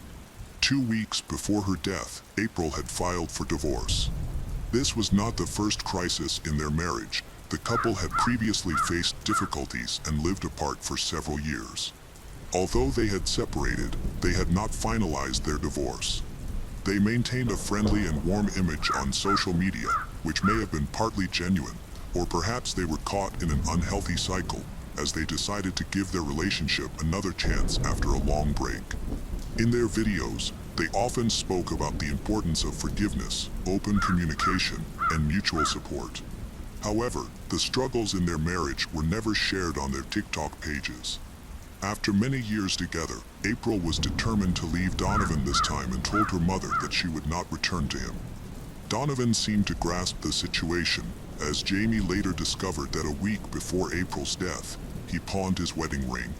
There had been a fight between April and Donovan, but the specifics of the argument were unclear. Later, April's son told his grandmother about that tragic day, July 29th. He recalled that April woke up as usual, had coffee, wrote in her journal, enjoyed the calm of the morning, played with him, kissed both him and his father, and then went into the bathroom. He heard the argument escalate and pressed his ear to the bathroom door, noticing their feet beneath it. He tried to make sense of their words but couldn't hear anything, so he ran back to his room. After a while, his father came to him, dressed him, fed him, and told him to come when they called for the ambulance. April was taken to the hospital, but she was no longer breathing. The doctors informed the family that there was no blood circulation in her brain and that her brain was not functioning. On July 31st, 2023, April was declared dead, prompting Jamie to fight for justice and bring attention to the case from the Nashville Police and Prosecutor's Office.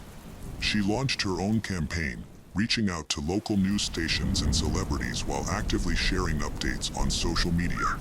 This journey was challenging since the case had already been closed, making it difficult to attract media coverage. Despite major news outlets halting their reporting, Jamie persevered with her online campaign. Jamie obtained full access to the case and initiated her own investigation by filing a formal complaint with the Nashville Community Oversight Board. As a result, April's case was reviewed, and 4 months later, the Nashville police conducted a second investigation. Although this re-investigation did not alter the case classification or the official cause of April's death, it provided Jamie with valuable details to analyze. She meticulously studied the report day and night, searching for any clues. During this time, Jamie also focused on creating a stable and supportive environment for her grandchildren. Jamie openly discussed her pain and authored a book about her healing journey. Jamie became a strong advocate against domestic violence, highlighting how aggression can manifest in unexpected ways. After his wife's death, Donovan Holt moved to Texas and wanted his son to live with him.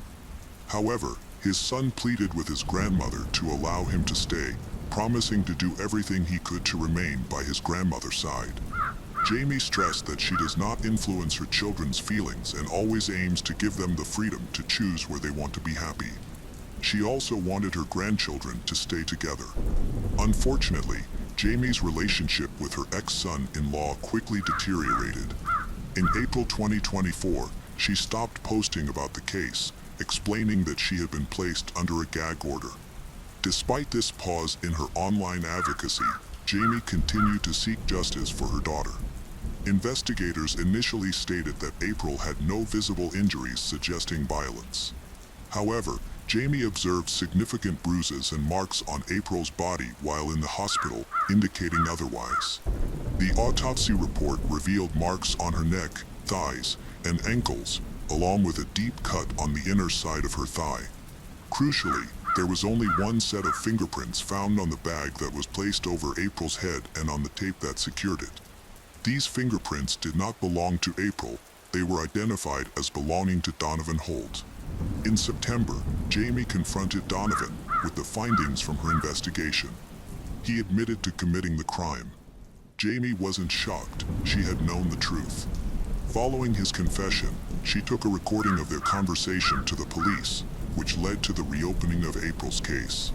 The previous conclusion was re-evaluated, and April's death was officially reclassified. On September 19, 2024, the police announced that Donovan Holt was arrested in San Antonio after confessing to a detective that he killed April Holt. A grand jury charged him with manslaughter, tampering with evidence, and perjury. He was moved from Texas to Nashville, where he was held on a $75,000 bond awaiting a hearing set for October 23rd. After discussions with the cold case investigation team in Nashville, all uncertainties regarding the case were clarified. Donovan Holt, 33, repeated to the police the same story he had told Jamie. During an argument, he choked April out of anger. To hide what he had done, he moved her to the shower, put a bag over her head, and secured it with tape. Then he went to make lunch for his son. It was only after his son finished eating that he asked their son to check on April and call for an ambulance. April's children are currently living with their grandmother, who reports that they are managing as best as they can, experiencing both difficult days and some slightly better ones. Jamie has expressed her gratitude to her social media followers for their support during this challenging time. Her struggle is far from over, as she is now working to upgrade the charges against Donovan from manslaughter to first-degree murder. With Donovan Holt awaiting trial, Jamie remains committed to seeking justice for her daughter. She insists that this case receives the attention it deserves until all facts and evidence are thoroughly examined. The crime against her daughter is fully understood. Her strength and relentless determination inspire those around her.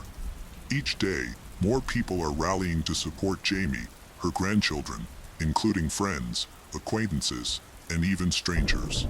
On social media, in the news, and at public events, there is a growing conversation about the importance of speaking out and protecting loved ones. Jamie frequently shares her thoughts with her followers, emphasizing that her fight is not just for her daughter, but for everyone who has suffered from cruelty and injustice. She hopes her story will resonate with other families who have experienced loss, highlight the importance of perseverance. April, Jamie believes, lives on in the hearts of her children and everyone she inspired with her positivity. Now, Jamie embodies this fight and shines as a light that cannot be dimmed. The day will come when Jamie, knowing that justice has prevailed. With deep sorrow for her child, Jamie will say, "You are not only my beloved daughter, you are a symbol of strength, resilience, and love. Your memory will continue to inspire others."